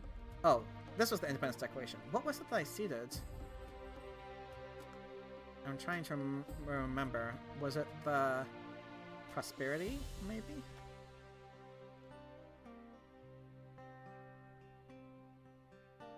I guess we'll find out.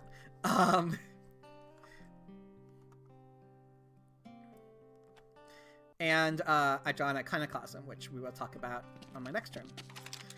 Vampire D plays a Rifleman, upgrades it, upgrades the Last Mine finally, takes the Revolutionary Idea, and the Republic that it's the last issue government form, so they definitely need this. So, sensible turn.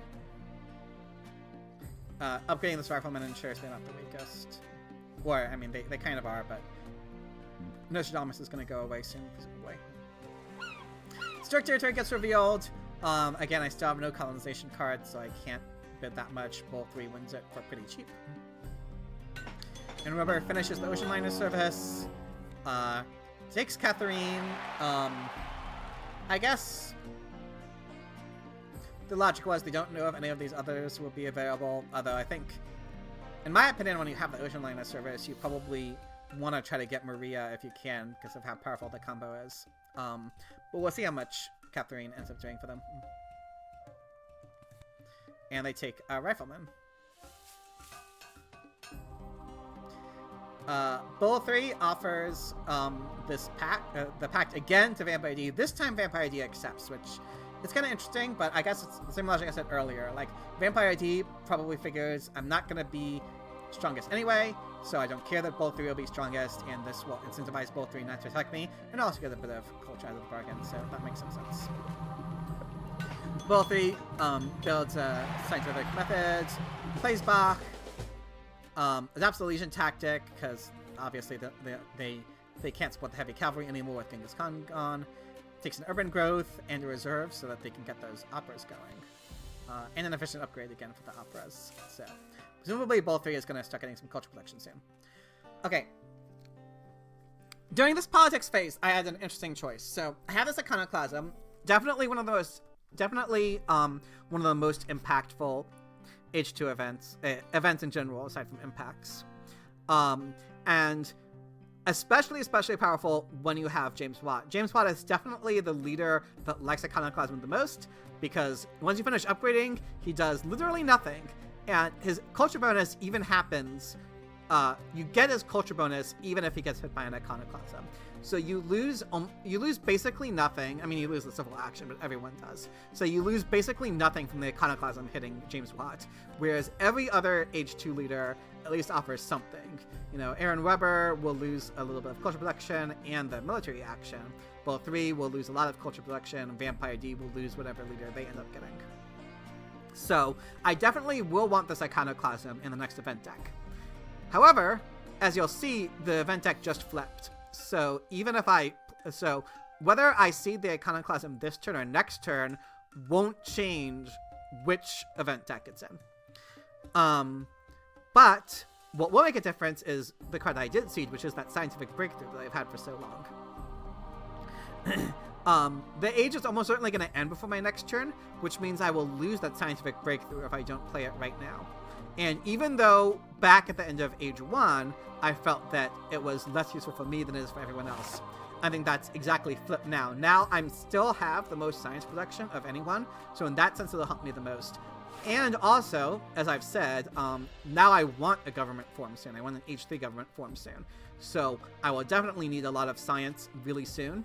And so at this point, the Scientific Breakthroughs definitely will help me, I think, by far the most out of anyone. So I do think that this was the best timing to play that event, so that was right to play that. And I reveal Buddha Conflict, and fortunately, thanks to the pact, Bull 3 is strongest now, so they get the 3 resources.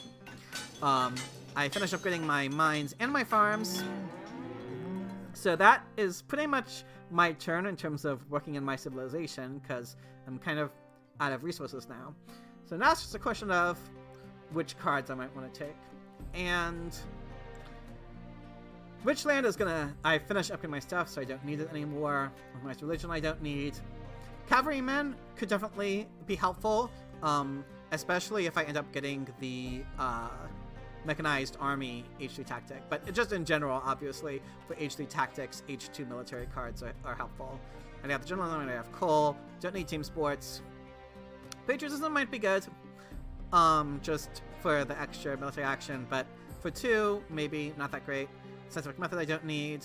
Breakthrough, like I said, at this point I'm definitely starting to feel the science pinch again for the first time in a while because I need that H3 government form.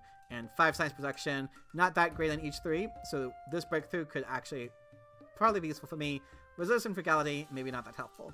So overall, based off of what I just said, I think the cards I'm going to take from the row are pretty straightforward.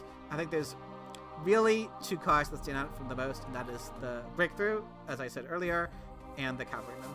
So I think that's a pretty natural turn. I draw a colonization card, a tactic, another tactic, the fortifications, and then aggression. Colony gets revealed. Kind of an interesting question of how much to bid, I think, because now I could arguably put an army into it. However, there's a problem with that, which is next turn, all my resources are going...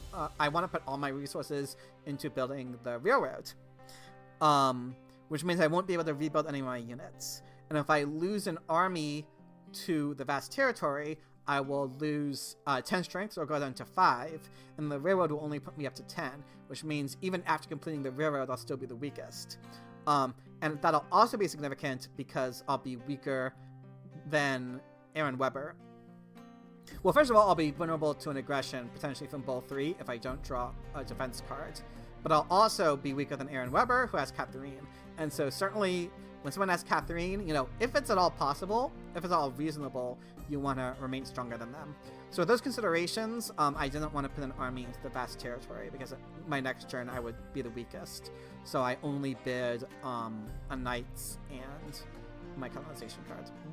So I didn't win it. Vampire D won it. Vampire D increases the population 2 times, 3 times actually. Develops the Knights, builds 1, 2, adopts the Phalanx tactic, making them the strongest, and takes the journalism.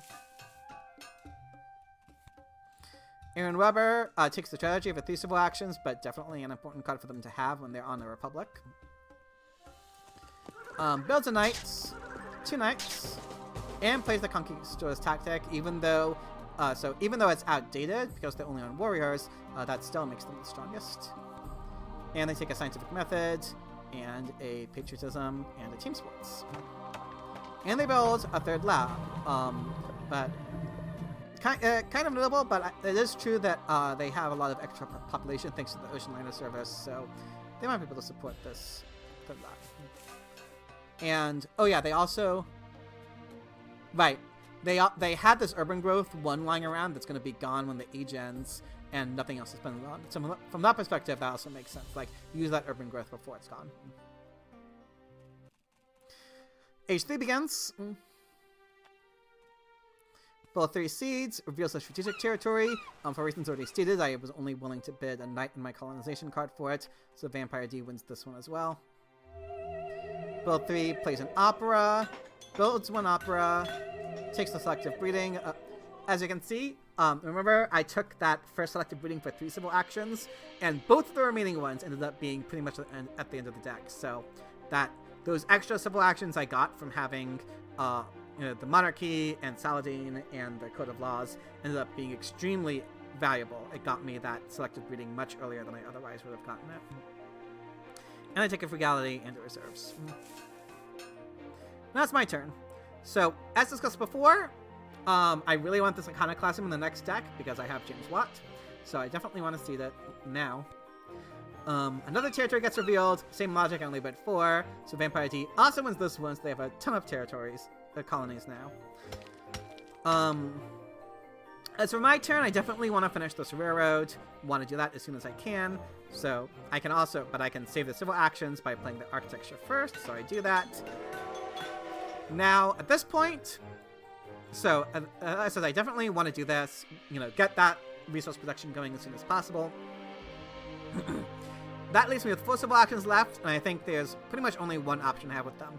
I am facing a rebellion right now, so to fix that, I need to increase my population. And you may also notice that the best card in the game is on the row, and there are some circumstances when you don't take air forces, even when it's available to you, but the very beginning of H3 in a 4-player game is not one of those circumstances. So I need to fix my rebellion issue, and I definitely want this air forces. So I think this turn was more or less forced. And I draw an aggression, a tactic that is going to be hard for me to use, and the International Tourism Pact, which is definitely nice to have. Vampire D plays the Justice System, takes James Cook, elects James Cook, and takes the Suez Canal. So I mentioned at the beginning of the game, James Cook, Suez Canal, strong synergy. And Vampire D already has 3 colonies, presumably has a 4th in their hand, and James Cook. So it's looking like they're setting up for an extremely strong colonization game. They upgrade a warrior, and then they turn. So now that it's the end of Age 2, I remembered this time, we can take a look at the overall state of the game. So we can see, in culture terms, Aaron Weber is in the lead by quite a lot. And they have a pretty decent economy going. They have good. They have the Republic. They are facing some famine issues. They have the Ocean Liner Service, obviously very strong wonder. They are facing some famine issues though they have to fix, and they only have 3 science production, which is a problem. So I think Aaron Weber is in a good position, but they also have some issues. Bull 3 is also in a pretty good position. They're second in culture and have a good amount of culture production going. They'll probably get more soon with pocket operas. Their civil and military action situation is looking good. Winter situation, not as good, but they do have the Great Wall helping them with strength, although they are technically the weakest right now. But similar to Aaron Weber, they also only have 3 science production, which is a problem. Vampire D is third in culture. They do have a bit more resource and science production than these 2 players, though. And as I mentioned earlier, they are about to have an extremely strong colonization game going with the Suez Canal, James Cook, and 4 colonies. So I think Vampire D, even though they're behind in culture, they're definitely set up to really improve their civilization a lot in the coming turns. The biggest weakness is probably their civil and military action situation, because they're still in despotism, and they didn't get the Kanban on their Republic. So they might have some issues with their military actions if they can't get the military theory. As for me, I'm in the last position of culture, although, as we know, there's a terrorism coming soon, so it actually might be good to be last place in culture. But economically speaking, I definitely have a lot going for me. I have 12 resource production, by far the most, 5 science production, which is still the most right now. My population situation is looking pretty good, so I will need an H3 government form soon, but I think once I get that, I will be in, I think I'm still in a prime position. Like I said, the terrorism's coming, so after the terrorism is out, I think I am in a good position to get my culture production going pretty quickly. H3 is designed to let you get a lot of culture if you have a strong economy. So, and obviously I'm the strongest too, and I think I also have the best tactic. Aaron Weber is the only other player with an H2 tactic going, and it's outdated on their end. So overall, I would say that I was pretty happy with my position. Game's far from over. I also am the only one with air forces, notably. Game's far from over, though, and every player has something to be happy about. So we'll see how H3 goes. Aaron Weber develops Rifleman, upgrades 1.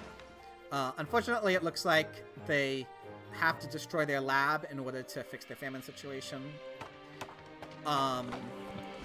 They do take a selective breeding, so they'll be able to, at least once they get this upgraded, their famine issues will be out, although they only have 3 science next turn. And they take an efficient upgrade and an urban growth. And they play a patriotism to upgrade their second warrior. So now at least their conquistadors is not outdated, and they're actually the strongest. Although, as we saw, they used Catherine's ability on their turn, which only hit Bolter and Vampire D and not me. So it's definitely helpful for me to be the strongest in my turn. And they actually had to use Catherine's ability on this turn, because if they didn't have this thing in the yellow bank, they would have been really hard pressed to fix the rebellion issues. Well, 3 upgrades to select both of their homes to selected breedings, plays a resource for food to increase the population, and build an opera, and they take a military develop. Now it's my turn. Since I'm the second strongest, but more importantly, remember one of these cards that's kind of bugged, but one of these cards is indeed the terrorism that I had stated earlier, and so I definitely want to consider that. I mean, you could argue by winning your turn, maybe Vampire D will go to journalism or something, but I think when it comes to these kind of things, earlier is always better, and so I definitely, especially in this situation where, let's say that the terrorism gets revealed on Vampire D's turn, and it'll wait because of the way the async works, I'll have to wait all the way until my following turn in order to actually enact the terrorism. So this is my last chance to have the terrorism happen this turn, so I definitely want to seed to give myself a chance to do that, and the only event in my hand is the Independence Declaration. It'll probably be fine for me. I'm pretty confident I at least won't be the weakest, and even if I do get hit by it using the strategic territory, not the end of the world, but again, I'm pretty confident I won't get hit by it anyway. So I seed, and thankfully I do get the 50-50 terrorism draw. So I was definitely very happy with that. Now I have an interesting question of which buildings to destroy. I think for 2 of the players it's pretty obvious. For Aaron Weber, I mean, I could have gone with the philosophy, but I think they're having so many happy face issues that they'll probably have to rebuild this drama anyway, and I think they want to rebuild it because of the cultural strategy. And the drama costs 1 more than the philosophy. So, Ball 3, I had a choice between the opera and the scientific methods, but I think we can see that the scientific method was the only thing giving them any science income at all. So from my perspective, I felt that it was more likely that they would miss the scientific method than one of their operas. Vampire D, I think, was the more interesting question, because they have this alchemy and this bread and circuses. And so you could say, well, obviously alchemy brings them down to 2 science production, and it costs more. But note they also have this journalism in hand. So you could also argue that by destroying this alchemy, well, okay, maybe I'm spoiling it a bit, but by destroying the alchemy, they could potentially not even have to rebuild it and just put that population into a journalism instead. Whereas, if I destroyed the bread and circuses, they would definitely have to rebuild it because they would have happy face issues. So from that perspective, the alchemy is actually less critical to Vampire D than the bread and circuses would be. So maybe it would have been better to destroy the bread and circuses. I admit I didn't really think about it for that long with Vampire D, but I didn't really consider that he could just put it into journalism instead, possibly. Which, even considering that, maybe because it costs more, you should still destroy the alchemy, but that's at least something that should be considered, and maybe it would have been better to destroy the bread and circuses. Anyway. As for my turn, though, I think one thing is quite clear. So when you have James Watt, you want to replace him as soon as you possibly can, and we can see that, thankfully, early in Age 3, I have a leader available to me for 1 civil action, that's Steve Jobs. And not only is Steve Jobs available for me for 1 civil action, but I also have a computer that's available for me for 1 civil action. Which is definitely lucky, as I said, especially in James Watt. It's lucky in general to have this combo early, but especially when I have James Watt, I want to get a leader as soon as possible. Now, Steve Jobs is kind of an interesting leader.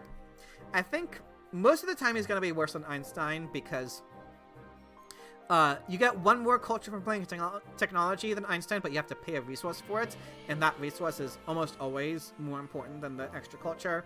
And getting happiness from your labs is usually less important than getting extra science from Einstein. So I do think Steve Jobs most of the time is worse than Einstein, but Einstein is not in this game, and even if he was, he's not available. Steve Jobs is. And so if we just ignore the existence of Einstein, I think Steve Jobs is a circumstantial leader. The 1 resource you have to spend to get this culture bonus is a lot. It adds up a lot over the course of the game. So I do think that you want to be either on coal mines or on oil mines to have Steve Jobs. Steve Jobs only on iron mines, I think, is questionable. However, not only am I on coal mines to ask the railroad going, so I definitely have the resource production to support Steve Jobs. And the happy faces he gives me will also actually be quite useful, as we can see in my current situation where I'm having some happy face issues. And while I could always build another button circuses, it's definitely nice to get those happy faces from my computers instead. So I think actually in my situation, Steve Jobs is extremely strong, stronger. This is almost like the ideal. It's almost the ideal Steve Jobs situation, actually, when you get them with computers, when the happy faces are useful, and the strong resource production.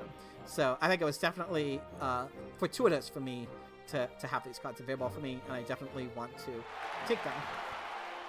So yeah, I take the computers, develop it, and I can upgrade it. I can upgrade one of my labs to computers. I did have enough to like increase my population and build a third lab instead of doing it like this, and I considered that. But that would have left me with only one civil action and meant I would take out a reserve. So there's a question of, like, at this point, what do I want to do? Do I want to increase my population? But I don't need to increase my population. I'm not in corruption, and increasing my population would cost me a food production, which does actually matter at this point. Costing a food production would get me another population one turn later. So I don't want to increase my population yet when I have nothing to do with it. So I want to take cards instead. The question is which cards to take. Reserves is definitely always helpful to have. I'm only on 6 civil actions, but I would ideally like to have an age of government form soon, and I should be able to, because now that I have the computers, not only do I have strong science production, but as you might remember, this is a scientific breakthrough. So I'll definitely have more than enough science for an HD government form whenever it becomes available. So once I do that, spending civil actions on the reserves will not be a problem. The efficient upgrade might also be helpful. It would let me upgrade this lab cheaper. Civil service, I don't really need. I have the code of laws. The movies could potentially be helpful for the same reason I discussed with the journalism, where I have a lot of resource production, and I'm gonna want something to invest them in at some point. And the terrorism's already out, so I want to get my culture production going soon. I am pretty significantly behind Aaron Webber. I mean, it's, there's still a lot of game left to play, so it's not far from an insurmountable lead, but it's still something that I want to start working on at some point. So the movies can be justified in that sense. I don't have enough civil actions for these cards. And I don't want them anyway. I mean, the reserves I could get for cheaper anyway. So I ended up taking the movies. I think, looking at it now, I do think this was incorrect. Again, for the same reasons why I overvalued the journalism. I think I was thinking, well, I want something to invest my resources in, but next turn, obviously, I'm going to be... Oh, actually... Wait, I didn't know, so I couldn't have built another computer directly because I already had 3 alchemies. I actually forget when I even built that 3rd alchemy now. Whatever. Wait, did I build that directly? Oh yeah, I did actually. Oh, I'm dumb, yeah. So I did have a free population.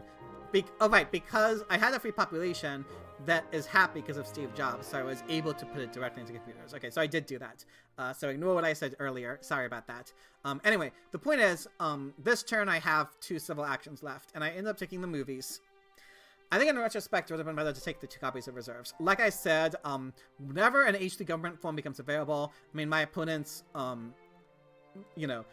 Aaron Robert and Bull 3 definitely aren't getting 1. Vampire D does have the revolutionary idea, so maybe at some point, but they already have the Republic. So I think whenever an HD government form becomes available, gets on the row, I will almost certainly be able to take it. And once I do, I will have definitely enough civil actions to afford these reserves. And while it is true that, the movies is a nice thing to invest my resources in, and I do have strong resource income, it's also probably not necessary, even if I were to win peacefully, which I definitely have the potential to do a war. But even if I were to win peacefully, with Steve Jobs, with the computers, with the spaceflight wonder, and with impacts I might draw, I think I should probably be able to win peacefully, even without building movies. Or even if I wanted to, I mean, I have the journalism in my hand already that I could build instead. Although, with computers, the extra science from journalism, even with Steve Jobs, maybe not important, but it's still something I could do. And like I said, the reserves could definitely end up being, even though I do have a lot of resource production, I mean, I could use them for food potentially, or maybe even for resources, because if you're going for a big war, or like a bunch of Age 3 urban buildings, even with 12 resource production, that cannot be enough sometimes. So I do think, in retrospect, this was a mistake. I was maybe too concerned about this culture lead and not really appreciating it's still really early in Age 3. I have more than enough time to catch up in culture, especially with Steve Jobs. Steve Jobs can get you a lot of culture in a hurry, and again with the space flight. So I think I should have taken the reserves instead. I draw an Impact of Science, which definitely happy to see that once I invested in computers. And I drew a War, thankfully, which means that I can now be confident that a military push could work. And then the colonization card. So Vampire D finishes the Suez Canal, and they get... What did they get? The autonomous territory with it, so they definitely hit the jackpot there. So this colonization game is going extremely well for Vampire D. They play the revolutionary idea, ticket computers, and military theory. Yeah. I might have considered the efficient upgrade, especially with the computers, and, you know, maybe... I mean, it's probably a bit too late for oils now. Oils, you kind of want, like, by the second turn of Age 3 at the latest, but maybe with... And it doesn't really need the resource income either, but it does have the computers, so, you know, the efficient upgrade could still potentially be useful. But I mean, the military theory, obviously, with the Republic, I mean, they have 3 military actions now, but 6 is definitely a lot better than 3. So I do think the military theory was correct. The computers, I mean, they do have very little science income at this point, so the computers could certainly also be very helpful for them. So yeah, I think this is a sensible turn. And Rubber Seeds reveals a crime wave. I think this is the card I seeded, actually. Yeah, I figured that it was likely that I wouldn't get hit by it. So yeah, I'm pretty sure I seeded this. So, and indeed I didn't get hit by it. And Weber rebuilds the drama, builds a second drama, takes the rockets, which they do need, takes an efficient upgrade, which they will need on the selective breeding next turn, and they build a third drama. So they are definitely heavy pushing the culture. Although dramas in Age 3 definitely not super exciting, but they do have the Taj Mahal going as well, and Catherine, so they have a fair amount of culture production. Though they do suffer from famine this turn. Bull 3 increases the population 2 times. Plays the military build up because they are indeed the weakest this turn, which lets them build 3 swordsmen, which makes them the strongest. Plays the reserves for food, which lets them increase the population and build a third opera, so they are now have the most culture production, more than Aaron Weber. And they take reserves. So now, on the one hand, it makes sense to push culture. On the other hand, leaving yourself on 0 science production maybe scary. So, you know, definitely a trade-off there. It's my turn. So I definitely, you know, I'm not the weakest at least, so I don't... Okay, actually, right, I know what event this is, because I know it's the scientific breakthrough, so I definitely want a seed. And, you know, the impact of science is definitely going to be very helpful for me. Now, I could potentially wait and offer the international trade agreement, but I do think that the extra science I get... Okay. I have a confession to make. I was actually, when I seeded, I hadn't decided for sure what turn I was going to make, because I was still thinking... This turn, we'll talk about it more later, but one possibility for this turn was democracy plus movies, and in order to do both of them this turn, I needed to get the scientific breakthrough out this turn. So,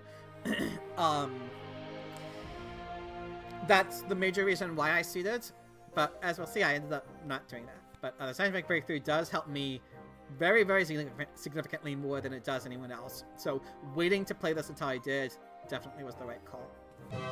Oops. Alright, well, you see what I ended up doing, but This is one of those turns that you sometimes run into and through the ages, which is okay, this turn I have to decide what my plan is for the rest of the game turn. Let me actually do that text box. I think I basically have two major options. So I have two Age of the Government forms available to me, and they're diametrically opposed, right? The democracy is the peaceful government form. The fundamentalism is if I want to pursue an aggressive strategy. So the question is, do I want to go peacefully this game, or do I want to go aggressively this game? Now, there is some argument for the peaceful strategy. Like I said, with Steve Jobs, I have these movies that I picked last turn, right? Which means that I can get my culture production going. I'm going to get at least 4 extra culture per turn from Steve Jobs, which means with 1 copy of movies and the democracy and with Steve Jobs, I would kind of have 5, 8, 12 culture production per turn, which is still less than Bull 3 and pretty much the same as Aaron Weber, but I also will be able to increase it even more in following turns with my resource production. So I think the peaceful strategy could definitely work out. However, I do already have this hybrid war in my hand. And as we notice, Aaron Weber and Bull 3, the 2 culture leaders, Bull 3 has literally 0 science production, and Aaron Weber has only 2 and has a lot that they want to spend it on. Which means that even if either of them gets an Air Forces, they will almost certainly not be able to play that Air Forces. They would need to basically get, like, probably 2 revolutionary ideas in order to play the Air Forces. Also, I mean, Bull 3 has 5 military actions. Aaron Weber has 3, and once they lose Catherine, which will be soon, because I have the Iconoclasm in here, they'll only be on 2 military actions. Maybe 4 with the strategy, but again, they do have the strategy, but again, their science is under very heavy strain right now. So, because Aaron Weber and Bull 3, I think, are in such vulnerable positions, and I already have a war in my hand, I ended up deciding that an aggressive strategy would be more likely to win me the game than a peaceful strategy would. I do think in retrospect the peaceful strategy probably also would have worked out. I mean, I'm kind of, because of the extremely strong economy I have going, I'm kind of set up to do more or less whatever I want and have a good shot at winning. But I do think, especially since I already have the war in my hand, that and how vulnerable my opponents are looking with their limited science, I do think the aggressive strategy is probably more likely to win me the game. So that's why I decided to go for the fundamentalism instead of the democracy. And so once I did that, I had to think about, okay, what did I want to do on the rest of my turn? And I ended up deciding that because I'm going for the aggressive strategy, it doesn't really make much sense to make movies. Like, that's a lot of resources that I'd rather put into my military. Like so, for example. So, maybe in retrospect, I could have considered offering the pact instead of seeing the impact, because I think I won't actually end up using the extra 10 science I got. Instead, I think I'm pretty sure that I will upgrade my computers. Yeah, I will. I mean, especially with Steve Jobs, I want to get the science production going. And so, on that basis, by seeding now instead of next turn, I ended up costing myself 4 science from the scientific breakthrough, when I could have offered the international tourism agreement. I'm not sure to who, maybe to Vampire D. You could argue that maybe I'll draw that if I'm pursuing when you're pursuing an aggressive strategy, like, each of your political actions becomes much more significant, right? When you're pushing strength, you really want to use all of your political action every turn, and often you're using it on a war or an aggression. And so because of that, your turns to play an impact are a lot more limited than if you're going for a peaceful strategy. And for that reason, you could argue that maybe if I don't play the impact of science this turn, then I won't have an opportunity to play it again, because maybe in future turns I'll draw other impacts I want to play, or more likely I draw another impact that's worse than the impact of science, but still one I want to seed. But if I wait to see the impact of science until next turn, then next turn I might see the impact of science, but then I'll have another impact that I might want to seed. By the turn after that, I'll probably want to do a war or an aggression or something. So you could make the argument that if I see the impact of science this turn, then if I draw another good impact, I won't have the opportunity to play it, because my political actions are going to be used on wars and aggressions instead. And so from that point of view, you could argue that maybe even though it cost me 4 science to see the impact of science now, maybe I don't need the 4 science. I have a ton of science going anyway. I think probably I should have waited though. Again, like I said, I actually seeded it before I decided for sure. I mean, I spent a long time deciding whether I wanted to go peaceful or aggressive. So I think in retrospect, basically costing myself 4 science by having it be revealed now instead of before I upgrade these 2 computers is 4 science that I didn't need to lose because I had this other option, this other like good option of offering an international trade agreement. So I think that was probably a mistake, but it is at least debatable. And with my last of all action, I take the reserves. The endowment of the arts, I would. There's a fair chance I'd be able. The endowment of the arts I could play next turn, but I think that especially like I said, when you're going for a big war, you need all the resources you can get. So I think the reserves will end up giving me a lot more than 6 culture. Vampire D cancels the promise of military protection. They build a knight, develop the military theory, increase the population. They adopt the conquistadors tactics, so now they are at least not the weakest. And as I mentioned 2 turns ago, instead of rebuilding the alchemy, they actually end up building some libraries. So from that perspective, you could say maybe I should have destroyed the bread and circus instead. But destroying the alchemy did end up costing them at least 4 science, maybe more. So that's also worth considering. And they take a tanks for an potential H3 tactics. And Pierre could definitely be good for them. They have the bread and circuses, and there's an internet in the deck. So definitely Pierre could be a strong leader. And Rubber upgrades his annual greeting to get out of famine. Takes Gandhi, so we can see what their strategy is now. They figure I have the culture lead, so I'm going to protect it with Gandhi. Makes sense. And they take patriotism for additional military help. Both it increases the population, plays the reserves so that they can finally rebuild their scientific method to get some science production going again. And they also take a patriotism as well as an urban growth and the satellites for maybe that means that one of these cards is a colony, but they could also just want help with their strength. Although, whether or not they have enough science for it may be questionable. Maybe it was also a hate draft for me, though.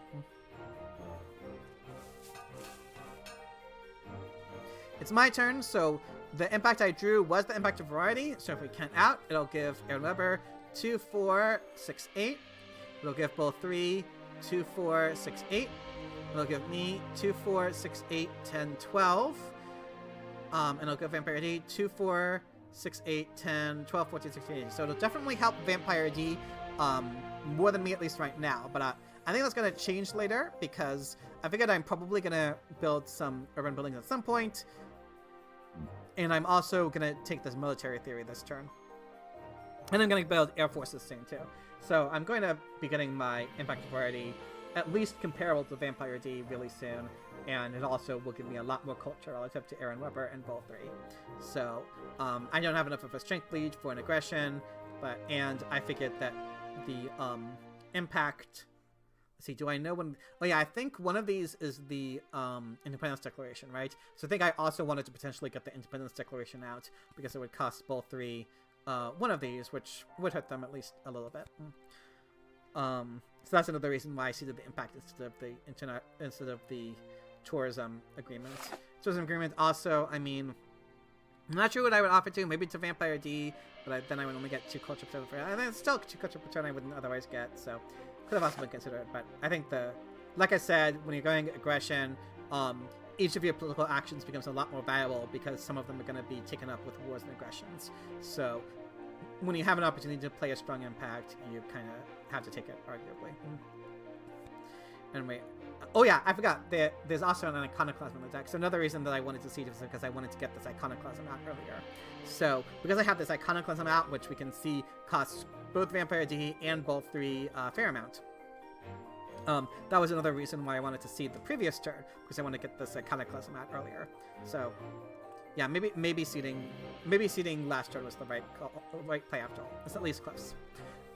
Anyway, I definitely want this military theory, not only naturally because I'm going aggression, but also because Aaron Weber has Gandhi. So if I want to war Aaron Weber, this military theory is a must. Aside from that, the turn is a bit more subjective, perhaps. Well, actually, not subjective, so rather tricky.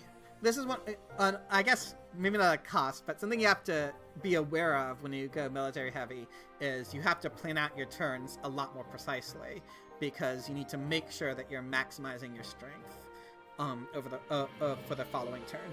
And next turn, it's not super clear how many more turns I'll have.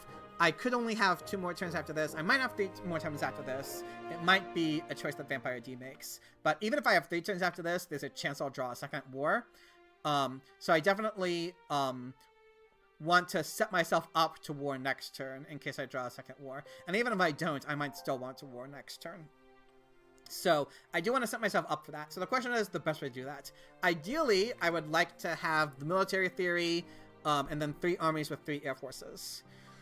But there's a problem with my war next turn, and that's the hybrid war. Now, on one level, the hybrid war is actually a lot better than a regular war would be, because Aaron Weber has Gandhi. And so I would need 6 military actions to war them with a regular war. With a hybrid war, I can war them only with these 5 military actions. So in that sense, the hybrid war gives me a lot more flexibility. But it also means that I will be losing 2 of these happy faces next turn. And therefore, I will be going into rebellion that I'll need to fix somehow. I could fix it by putting a population into the bread and circuses, but then I would have a population of bread and circuses instead of a military, so I can't really afford that. And so I think since I want to play the hybrid war next turn, I kind of have to take this pro sports.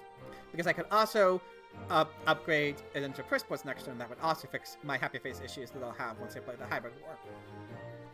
And because I'm playing the pro sports, so next turn I'm going to have 25 resources, or 29 with the reserves. And that is just barely enough for 3 armies and 3 air forces. The 21 for the air forces, and then the army costs 8, so that's 29. So I'll have just barely enough. But, like I said, I need to upgrade this to the pro sports in order to fix my happy face issues, which means I also need the sufficient upgrade. So I think taking these 3 cards is a must in order for me to plan for my war next turn. However, that also raises an issue. Specifically a civil action issue. Which I think when you plan for a war, you have to plan your military actions in advance, but you also have to plan your civil actions in advance because you need to use your civil actions to get your population to put into your military, right? Each additional population you get costs a civil action. So here's the issue. One thing I considered doing now was maybe develop the air forces, increase my population, build in air forces. Now at that point, I would need 2 more population for another army, and then 2 more for 2 more air forces. So I'd need 4 additional population. So that would cost 4 civil actions next turn to get. Next turn, I also want to play the pro sports and upgrade it, and play my military theory, and play my reserves. But I only have 7 civil actions. And so next turn, if I want to get 4 additional population, play the pro sports, upgrade it, play the military theory, and play the reserves, that's 1 more civil action. So even though I technically do have enough resources to get 3 armies and 3 air forces, I would lose 8 culture from playing these without the Steve Jobs ability. But I would have a lot of strength if I did that. But I'm just short 1 civil action doing that. And I spent a lot of time trying to figure out a way where I would be able to war next turn with 3 armies and 3 air forces. But I couldn't figure out a way because, again, because of the hybrid war, I need to fix my happy face issues somehow. And, you could argue maybe that I could just, accept that I'll be in rebellion next turn and play the hybrid war anyway. But I think especially with my heavy resource and science income with Steve Jobs, that be worth it. Maybe it would be. I didn't actually like math that out. But anyway, the point is, for all those reasons, I couldn't figure out a way to actually war next turn with three armies, 3 air forces, because this turn I have to spend 5 civil actions on these cards, and then I only have 2 civil actions left to prepare for the war. So with that in mind, I decided to give up on that plan and instead go to war with 3 armies and 2 air forces, because I do have just barely enough civil actions to do that. And so to set up for that, I sort of thought about, I mean, maybe it ultimately doesn't really matter in the end whether or not I build an air force this turn or whether or not I build my army, but at the end I figured I would just increase my population 2 times and build an extra army this turn. That does make me strongest. It still leaves me with 3 military actions to draw as many cards as possible. And it sets me up for the war next turn. I end up discarding my pact because, like I said, at this point, I figured that all of my turns from now on, my political action is going to be used either for a war or for an aggression. So I figured I wouldn't have the time to seed that pact anyway. I draw an Impact of Culture, which I will almost certainly not seed, but at least that means I know that my opponents can't seed it. And I draw a tactic that I probably won't be able to use, and another colonization card. Unfortunately, no second war, so it's only going to be 1 war for me, probably. Vampire D declares a war of their own. They build, but they don't put a lot into it. They do it like Pierre and build a second library, but they spend their civil actions taking this internet instead, which definitely a strong wonder with Pierre. Then they increase the population twice and put them into knights, so they at least have a little bit of strength for this war. But I think probably more importantly than like getting a lot of culture from the war, they're trying to interfere with Bull 3's turn, because you'll note Bull 3 actually can't increase the population normally. So if they want to defend against this war and they don't have enough science, like even if the modern infantry is available to them, they won't have enough science to play it. So the only way they'll have to defend against this war is by destroying stuff to put into the military. So it'll definitely mess up Bull 3's civilization by quite a lot. So I think that's probably like the bigger reason to do this war. And Rubber Seeds reveals an inhabited territory.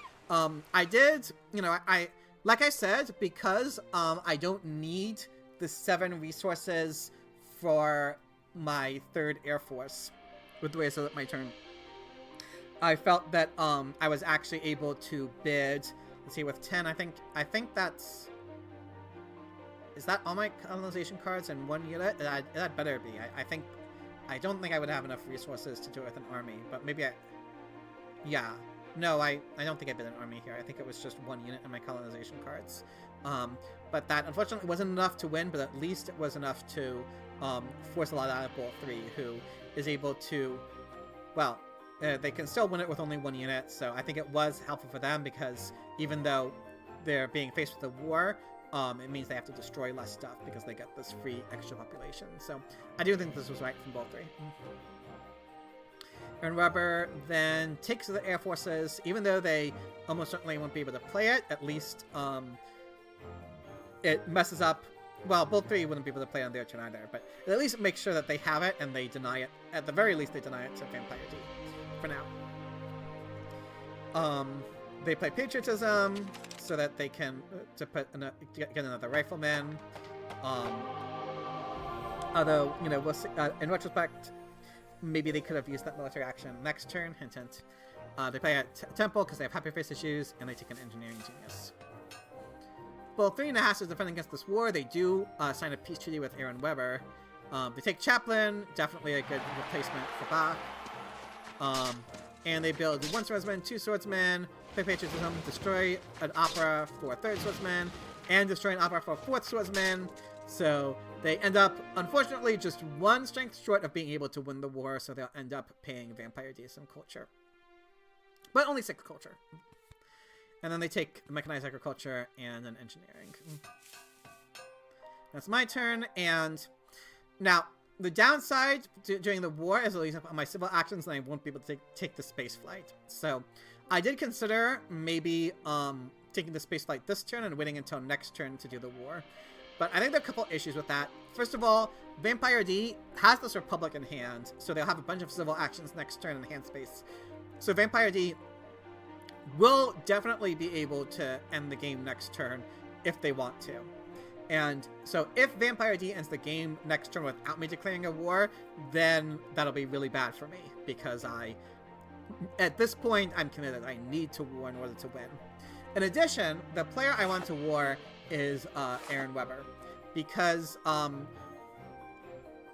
even though they have more resources than Bull 3 does, they only have 2 military actions available to them because they played their patriotism last turn. And with only 6 science, they don't have enough science to play any technologies to help them out either. So literally the only thing they'll be able to do is build 2 knights to get a 3rd tactic, which will give them +9 and up to 38. Whereas Bull 3 will be able to defend to get more than 38 on their turn, even if they only stick with this Legion tactic. So I'll be able to get more culture off of Aaron Weber than I will off of Bull 3. And I also think at this point, I mean, Aaron Weber's only ahead by 22 versus Bull 3, but they also have more cultural production because Bull 3 had to nuke their operas last turn. Now, Bull 3 does have the opportunity to get increased operas on their following turn. So you could argue that, like, in terms of who's a bigger threat to me in terms of winning the game, maybe it's hard to say, but at the very least, it's close between them, because Bull 3 will have more cultural production next turn, but Aaron Weber has this 22 culture lead. Aaron Weber also has 2 impacts this season already, whereas Bull 3 has seeded no impacts. So presumably, these impacts will help Aaron Weber more than they will Bull 3. So with all those being considered, I figured that I wanted to war Aaron Weber and not Bull 3. And if I waited a turn to war Aaron Weber, that might actually be quite bad for me for a few reasons. But the major one being, all 3 revolutionary ideas are actually still in the deck, which is pretty funny and definitely unlucky for my opponents, particularly Aaron Weber and Bull 3. I think they might have, maybe they were counting on the revolutionary ideas to supplement their science. But what that does mean is that by Aaron Weber's next turn, there will almost certainly be a revolutionary idea, or there will likely be a revolutionary idea on the card rail. And so if Aaron Weber takes that revolutionary idea, then next turn they will have enough science to build the air forces. And with air forces, they will be able to get a lot more strength. And so I didn't want to risk that. I think if I waited a turn to war Aaron Weber, I think they would be in a much better position to resist my war. And honestly, I think they probably did it this way and spent their patriotism last turn because they figured, oh, I have Gandhi, which means that I would need a hybrid war in order to be able to war them, and Vampire D would have to spend all their military actions to war them. So with Gandhi, they probably felt pretty safe, which is why they spent their patriotism. But I think it was unlucky on their part that I happened to have the 1 copy of Hybrid War in the deck. But but that's how it goes sometimes. So even though it means I won't be able to get the space flight, I felt it was necessary for me to war Aaron Weber this turn. So I do what I mentioned I would do last turn, play the military theory, upgrade to pro sports to fix my happy face issues from the war, and I will have just enough civil actions to build and resources. So I will be able. So one nice thing about doing it this way is that I have just enough resources. I have enough resources to use Steve Jobs' ability on all of my technologies and build 2 air forces. There is a question here of which building to destroy for the 2nd Air Force. I obviously can't destroy the pro sports. So between these other 3 buildings, on the one hand, maybe the computers would be best to destroy because I have so much science production. Now, I do have the impact of science in the deck. Vampire D probably won't get more than 9 science, but they might. So it would be a bit risky. Obviously, it would be extremely difficult to I mean, I could, but I wouldn't want to rebuild the computers after I destroy it. But also just in general, like, even though I have a lot of science production, like, with Steve Jobs or Einstein, you can never have too much science. Like, HD technologies cost a lot. Like, you want as much science, and especially since I have the fundamentalism giving me -2 science. Like, I think 14 versus 9 is a really big difference. Like, that could cost me at least 8 culture, maybe even 12 culture from the Steve Jobs ability. So I didn't want to destroy the computers. I didn't want to destroy the coal mines. I think I really want to have, like, this income. There's a lot. I want to build movies at some point. Like, there's a lot I want to put my resources into. Obviously, Steve Jobs. So I think for all those reasons, it makes the most sense to destroy this farm. Now, it's true that that means once H4 begins, I will be in famine, because I'll be in this part of my yellow bank. And I'm at +0 right now. But there's always ways around famine. I even have reserves in hand, which I can play for food if I have to. So I think it is right to destroy a farm for my 2nd Air Force, putting me up to 72 strength. And now, I don't actually need to play the reserves this turn. So I have 1 civil action left to take whatever I wanted. And I actually spent a fair bit of time thinking about which of these 3 technologies I wanted to take. Maybe more time than I should have, because in retrospect I think it's pretty obvious. But I did think about, well, do I want to deny Vampire D the modern infantry, or the communism? So I did some calculations as to how much science I'm going to have next turn, if next turn is my last turn, or the following turn if Vampire D extends the game. And I ended up figuring that the fact that rockets costs 2 less than modern infantry is actually, first of all, the 2 science that cost less is important, and second of all, this is the last copy of rockets, but there's 1 more copy of modern infantry in the deck. So I want to develop as many technologies as possible with Steve Jobs, and I won't go through the math with you, but basically the fact that rockets cost 8 means taking it will let me develop 1 more technology than I would otherwise, which gives me an extra 4 culture. So it's right to take rockets. I mean, I also thought about, do I want the game to end after Vampire D's turn? Do I want to make it easier for them? But I think even with this, they can still end the game pretty easily if they want to.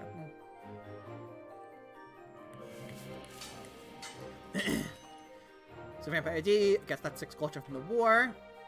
They try a plunder against Aaron Weber. It would definitely be an extremely costly plunder for Aaron Weber if it went through, but Aaron Weber does have the cards to defend. Vampire D increases the population, takes the democracy, even though they're playing the Republic this turn. As we will see, they are also going to take 2 revolutionary ideas, so they will actually have enough science to play the democracy next turn, which is kind of funny. And they build another arena with here. And as we can see, Vampire D indeed decided not to end the game, but to extend it, which I think makes sense because they're behind, obviously, and they chose not to war this turn. So since they're not warring this turn and they are still at a significant cultural deficit, and compared to Aaron Weber is kind of maxed out when it comes to cultural production at this point. Both 3, I mean, can rebuild the operas, but at that point they're kind of maxed out. Whereas Vampire D will still be able to get more culture from the arenas with Pierre, from the internet. So definitely an extra turn in the game I think will benefit Vampire D more so at least than Aaron Weber in both 3, and probably also me as well, because I won't be able to get a wonder either. So Aaron Weber now, I think that's pretty much all they can do. Needs to build the arena both for strength and to get out of rebellion. Takes a revolutionary idea, destroys a temple and a lab to get as much strength as they can, and unfortunately has to float a civil action because their hand is full. H3 ends. Both 3 seeds. Reveals a Cold War, which I wasn't aware of, I'm pretty sure, but definitely nice for me to get. They increase the population, play the satellites, build a swordsman. I guess probably, I mean, it makes sense, right? Because even though I don't have a war in my hand, they don't know that. So both 3 is probably extremely worried that I'm going to war them next. So it makes sense that they would try to set up for it as much as they can. Take this Air Forces, which there's no more revolutionary ideas left, so they will not be able to play it, but it takes it away from Vampire D at least, which Vampire D, as we can see, would actually be able to play the Air Forces and make 2 of them with a war. So definitely denying the Air Forces from Vampire D might save both 3 from a big war. So that's important. And they take an urban growth so they can rebuild those operas.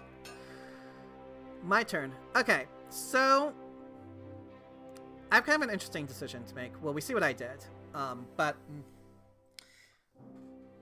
I want to talk about it.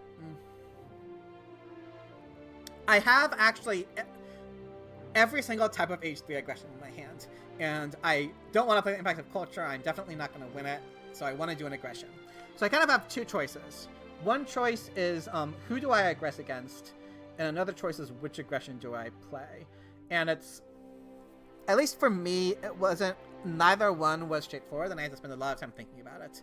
So let me go ahead and press OK, and we can discuss. So we talk about who to aggress against. So after my war against Aaron Weber, I think it's pretty clear Aaron Weber is not really in a position to win the game. If anyone's going to win it, it's Bull 3 or maybe Vampire D. Like, Bull 3, I think, is very clearly ahead of Aaron Weber. So I think if I'm going to aggress against someone, it should be Bull 3 or Vampire D. Now, I know that aggression is going to succeed against both of them, because you can't see it now, but we know that I have 2 H3 defense cards in my hand. And if you recall, 3 more have been used in this game. One of them, Aaron Weber used to defend against an aggression, and actually I think maybe 3 additional ones were used in colonization. Maybe it was 2 additional ones, I don't remember. The point, but I'm not going to go back and check. But the point is there's either 1 or 2, I think it was only 1, but it doesn't actually matter. So let's say there were 2 defense cards left unaccounted for. The event deck did went out and get reshuffled, but it only got reshuffled at the end of on Vampire D's final turn. So Vampire D only drew 2 total cards from the reshuffled event deck.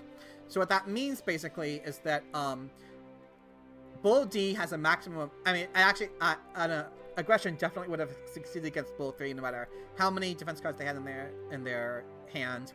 And Vampire D can only have a maximum of 4 defense cards in their hand.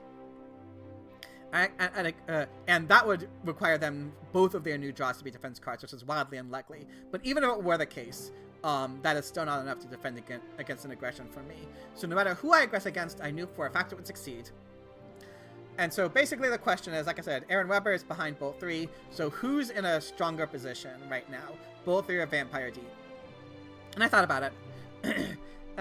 and right now, obviously, Bull 3 has 50 more culture. I mean, before Vampire D's turn. But right now, Bull 3 has 50 more culture than Vampire D. But how much more culture will Vampire D get? Well, Vampire D, on their turn, is going to probably play the Democracy, so that'll give them +3 culture production. And they're going to have, over the course of the next 2 turns, they'll have 27 resources to play with. Exactly 27, because there's no yellow cards left. So with those 27 resources, the internet's going to cost them 14, so they'll have 13 left. And that's just enough to build... Or, wait, 27... Yeah, minus 14, 13. That'll be just enough to build a journalism, 2 more bread and circuses, with 2 resources left over. But basically that means that this turn... they'll be able to build the journalism and 2 breads and circuses and develop the democracy. So they're going to give them +3, +5, 7, 9 additional culture production. So I'll put them at +17 culture production. So just from that culture production alone, they've got 34 additional culture. So that'll put them at 89 culture. And then they have Pierre's ability too, so I'll give them an additional 8 culture. So that would put them at 97 culture. Sorry. And what about the internet? Well, the internet's going to give them 2, each bread and circuses will give them 3, because of Pierre, and each journalism will give them 4. So they're going to have 3 of these. So they'll have 4, 8, 12, 4 of these, so that's another 12, so that's 24, 26 culture. So they were at 97 culture, plus 20, wait, was it 24, 26, basically, I'm not going to go into an exact culture count because, like, there's also impacts and stuff to consider. But basically, if we only consider Vampire D's culture production that they'll get and the internet that they'll finish, they'll end up with around a little over 120 culture. Whereas Bull 3, after their turn, they're going to build 2 operas to give them an additional +6 culture production. So they'll have also 121 culture at the end of the game. So even if we just consider what Vampire D will get from culture production and the internet, they're going to end the game probably almost certainly with more culture than Bowl 3 will. That's not even considering impacts. So, Vampire D doesn't have any impacts yet. But what I do know what 2 impacts are in the deck, which is the impact of science and the impact of variety. The impact of science, Vampire D is gonna get 2nd place in. So that'll give them 5 culture against Bowl 3, 10 against Aaron Weber. And there's also an impact of variety. Vampire D is going to get 2, 4, 6, 8, 10, 12, 14. Vampire D is going to get 18 culture from the impact of variety. And whereas Bowl 3 is only going to get 2, 4, 6, 8, 10. So the impact of science would give Vampire D plus 5 against Bowl 3. And the impact of variety would give them plus 8. So at the end of the game, they're going to be about even with Bowl 3 in terms of culture. And then the 2 impacts I know about are going to give them plus 18. Sorry, plus 13 against Bowl 3. So, with all those in consideration, I decided that Vampire D is the biggest threat to me in terms of finishing first. So I wanted to aggress against Vampire D. So the question is which aggression to use. And you can stand it up using the Occupy, but the basic, as I said, it took me a while to work it through, but the logic I sort of ended up in is, there are 3 major things I want to accomplish this turn.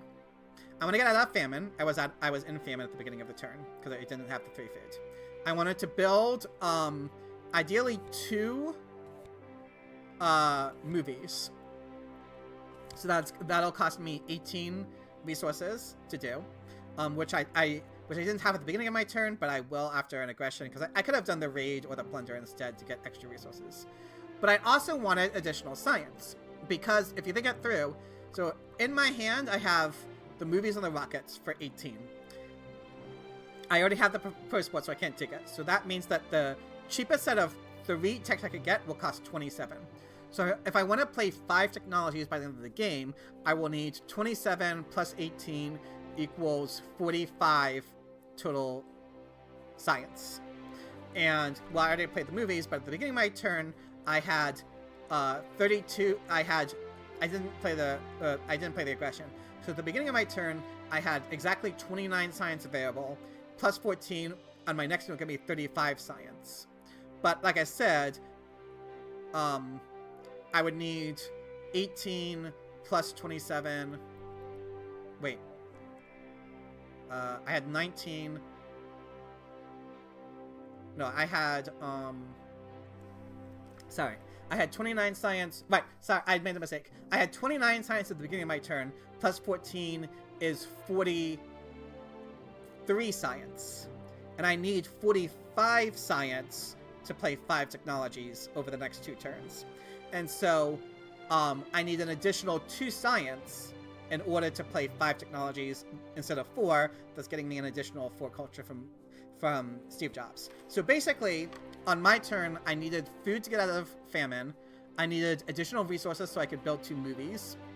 And I needed additional science so that I could play 5 technologies next turn. And while there were other ways to get the resources, because I could have played the raid or the plunder, to get the food, I could have played the reserves for the plunder. To get the extra science, I could have built a multimedia instead of a movie. But all of those would have come with additional costs. So I think that, I could go into detail about it, but I think a more easier way to understand is I need food, resources, and science, and the Occupy gives me all of those, right? The easiest, like the most efficiently.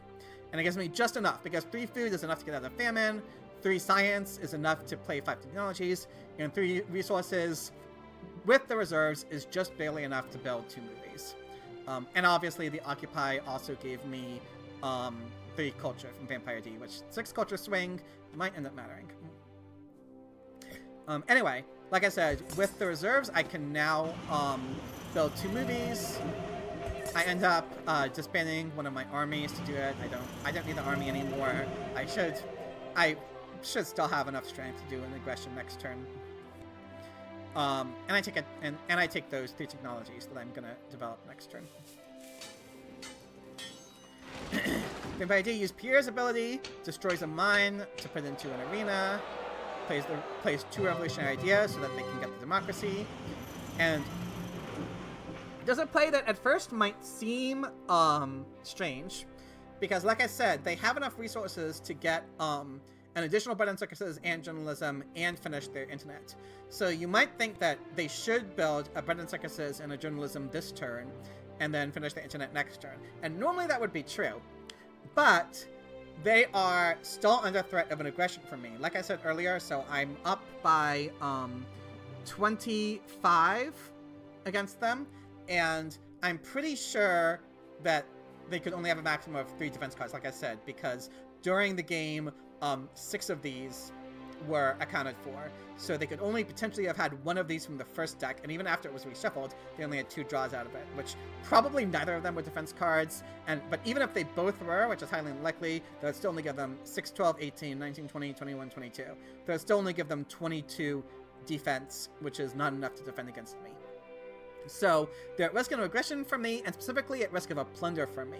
And if they built a 4th bread and circuses and a 3rd journalism this turn, then next turn, if I played a plunder against them, they would not have enough resources to finish their internet, which would obviously be a huge, huge cost to them. So I do think, I mean, you know, chances are pretty, I mean, there's only 2 plunders in the deck, but there's still, like, definitely a chance that I had the plunder. So even though it cost them, and it only cost them 4 culture to make this safe play. And I think 4 culture to potentially save at least, like, you know, 20 culture or so on the internet. I think it's definitely the right play on the end. I mean, as you can see, I did have the plunder, so I know for sure it was the right play for them. But I think even though they didn't know that I had the plunder, the risk was high enough. Like, the risk reward, right? Sure, they lose 4 culture by doing this, but the potential risk of not finishing the internet is so much greater that I do think doing it this way was correct. And they also take in movies and an oil. And modern infantry, so all the remaining technologies on the row. Aaron Weber plays a revolutionary idea to develop an air force, builds one, and can't do anything else. Bull 3 increases the population to build an opera, disbands a swordsman to add a 3rd opera, and can't do anything else. Okay. I want to discuss this turn of mine too. We're almost at the finish line, but this last turn is actually more interesting than it might seem, because Vampire Day used Pierre's ability, which means that if I were to play an aggression, like I said, I know for a fact that an aggression against anyone would succeed, but if I did play an aggression, I would lose 8 culture because of the Pierre ability. So I need to make sure if I play an aggression that it would benefit me overall. So to think about that again, I have to think, first of all, who would I want to aggress against? So I thought about, you know, did I want it to be Vampire Day? Okay, so the culture, Bull 3 will end the game with exactly 121 culture, not counting impacts. So Vampire D, if left untouched by me, is going to build one of these, and finish the internet. So that would give them an additional 4 culture production, and the internet is going to give them 12 plus 12, 24, 26 culture. So they're going to get an additional, so they're going to get 17 culture production, which will put them at 93, plus 24 from the internet will put them at 107. So they will be behind Bull 3 in terms of culture because of that Occupy that I played against them last turn. However, they're not that much behind. And like I said, I know that they're going to get 18 culture swing against Bull 3 just from the impacts that I played. And so I think if I do this math again, so the 76 plus 17 is 93, plus 24 is, 93 plus 24 is 117. So they're only going to be 4 culture behind Bull 3 at the end of the game, and then the 2 impacts that I played will make that up. So even despite the Occupy I played, I think Vampire D is still my major competition for first. So if I want to play an Occupation, it should be against Vampire D. So the question is which aggression to play, and I think the answer ended up being maybe less complicated than I sort of made it out to be myself. The Armed Intervention would cost them 7 culture. The Plunder would cost them 7 resources, which basically means that they wouldn't be able to build a journalism. So that would cost them 2 culture from the journalism and an additional 4 for the internet. So the plunder would cost Vampire D 6 culture. But I also have this raid, and the raid would let me destroy both of these journalisms, which would cost Vampire D 4 culture from the journalism's production, and then 8 culture from the internet. So the raid, because each journalism gives 4 culture to the internet. So if I'm playing a raid against Vampire D, I would actually be costing Vampire D 12 total culture by destroying the 2 journalisms, by losing the journalism's culture production and internet. But what about me? Because I would be losing 8 culture from the peer ability. Would I get that culture back with the resources from the raid? And the answer is actually yes. Because this turn, I actually, to play all 4 of these technologies with the Steve Jobs ability would cost me 4 resources, putting me at 8. And that would leave me 1 short of building another movies. Or actually, I would want to build a multimedia for the impact of variety. So I would actually build the multimedia regardless, because that'll give me plus 5 total because of the impact of variety in the deck. So if I don't play an aggression this turn, I would play 3 of these technologies with the Steve Jobs ability and build a multimedia. So with the additional resources from the raid, I would be able to use the Steve Jobs ability 1 final time for folk culture. And I would also be able to build a religion, which would give me an additional 3 culture, again, 1 production plus 2 from variety. So playing the raid would actually give me 7 additional culture from 1 more Steve Jobs ability and the religion. But it would cost me 8 culture again because of the peer ability. So basically, if I play the raid against Vampire D, it will cost Vampire D 12 culture, and it'll cost me 1 culture because I got -8 from Pierre and then +7 from the additional things I could do. So it would be an 11 culture swing against Vampire D. Now, that's still obviously good. It's an 11 culture swing, but I did actually calculate out because what the worst possible impacts could be in the deck relative to both 3. Because basically I'm giving myself plus 11 against Vampire D, but -1 against both 3. So I went through, I don't know about 3 of the impacts in the deck, and Vampire D might play 1. So there might be 4 impacts in the deck I don't know about, and the worst ones possible, the 4 worst possible would give both 3 a 21 culture swing against me. And, but the 2 impacts I have that I know about are going to give me, let's see, I'm going to get +10 from the impact of science, and the impact of variety is going to give me 2, 4, 6, 8, 10, 12, 14, 16, 18. It's going to be +8. So I'm going to get a +18 culture swing. So even with the worst possible 4 impacts in the deck, both 3 would only get a 3 culture swing against me in total from all the impacts. And I actually did a bit of a miscalculation because I thought that I would end the game 4 culture ahead of both 3, thus guaranteeing me that I will no matter what beat them. But I actually made a bit of a miscalculation. I think I'm going to end up 3 culture ahead of both 3. So theoretically, by doing this raid against Vampire D, like, if the worst possible 4 impacts in the deck are there, then both 3 might tie with me. So there's a tiny risk I'm taking, but obviously the odds that the 4 impacts, the 3 impacts I don't know, and the one that Vampire D is going to seed, the odds that those are the 4 worst possible ones are extremely low. So I definitely think that it's right for me to launch this raid against Vampire D, costing them 12 culture by destroying the libraries. And as I've said, I can develop now all 4 technologies in my hand. I destroy a lab. I don't need the lab. I did think about which to destroy for the multimedia and the religion I'm going to build, and I decided that I'm still going to definitely win the impact of science, right? Especially after destroying the journalisms. So the only thing that destroying these labs would cost me is impact of architecture, but I'm already winning impact of architecture by a lot because I'm the only one with age 3 urban buildings.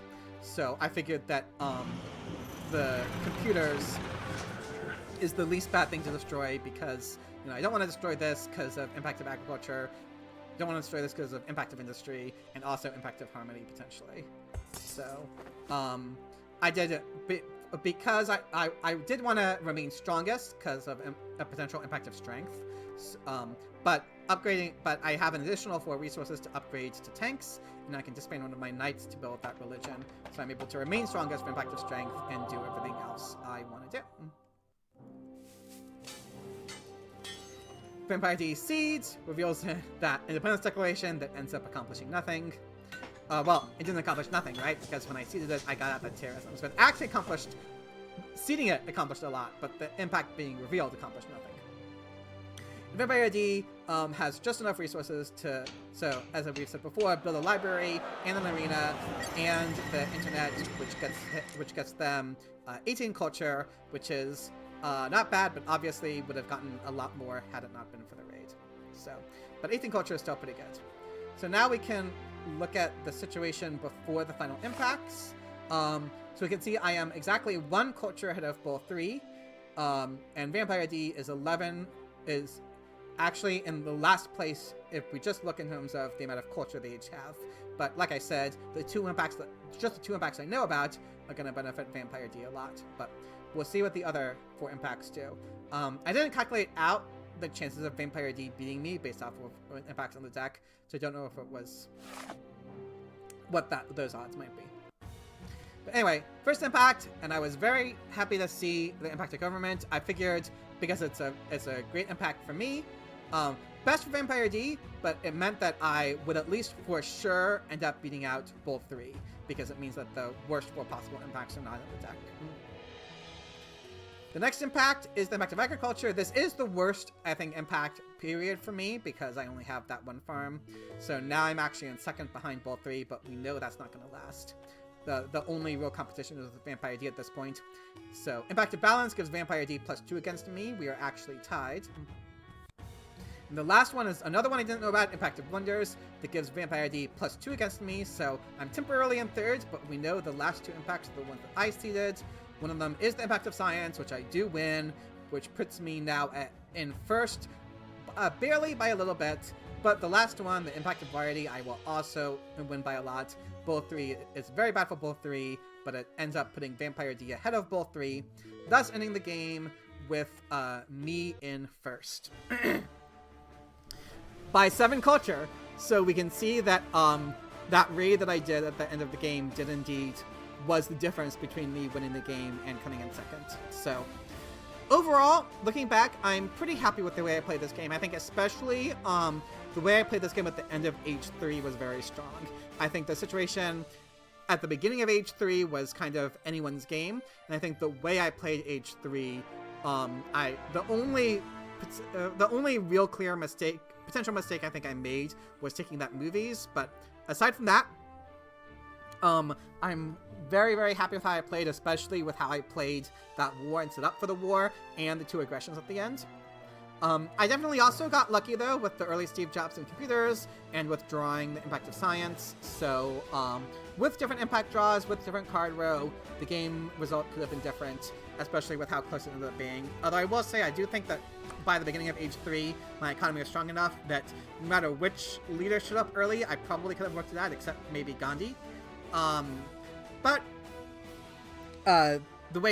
getting Steve Jobs and computers at the beginning of H3 certainly can't complain about that at all. But as for Vampire D, obviously, also played very well. I think got the Suez Canal with the James Cook, Pierre. This was a very strong Pierre game. I think we kind of saw this game, even though Vampire D came in second, we saw just how good Pierre can be, because just the Pierre ability alone, which costs you literally nothing to use, gave Vampire D a 16 culture swing against me, because they got 8 themselves, and I lost 8 culture when I used the aggression. So just the ability gave them a 16 culture swing against me, not to mention all the culture they got from the arenas and the internet. So this was definitely a showcase of how strong Pierre can be, I think, as well, obviously, as James Cook Suez, but that's pretty clear how powerful that is.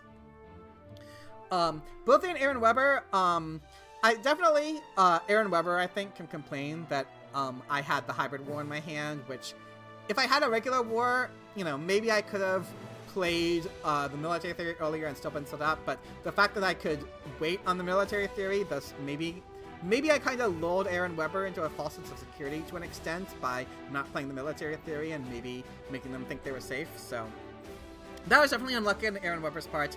I do think that the culture heavy strategy at the beginning, you know, that both they also did with spending that one the H2 turn, getting Bach and Opera instead of taking a Kanmon, for example.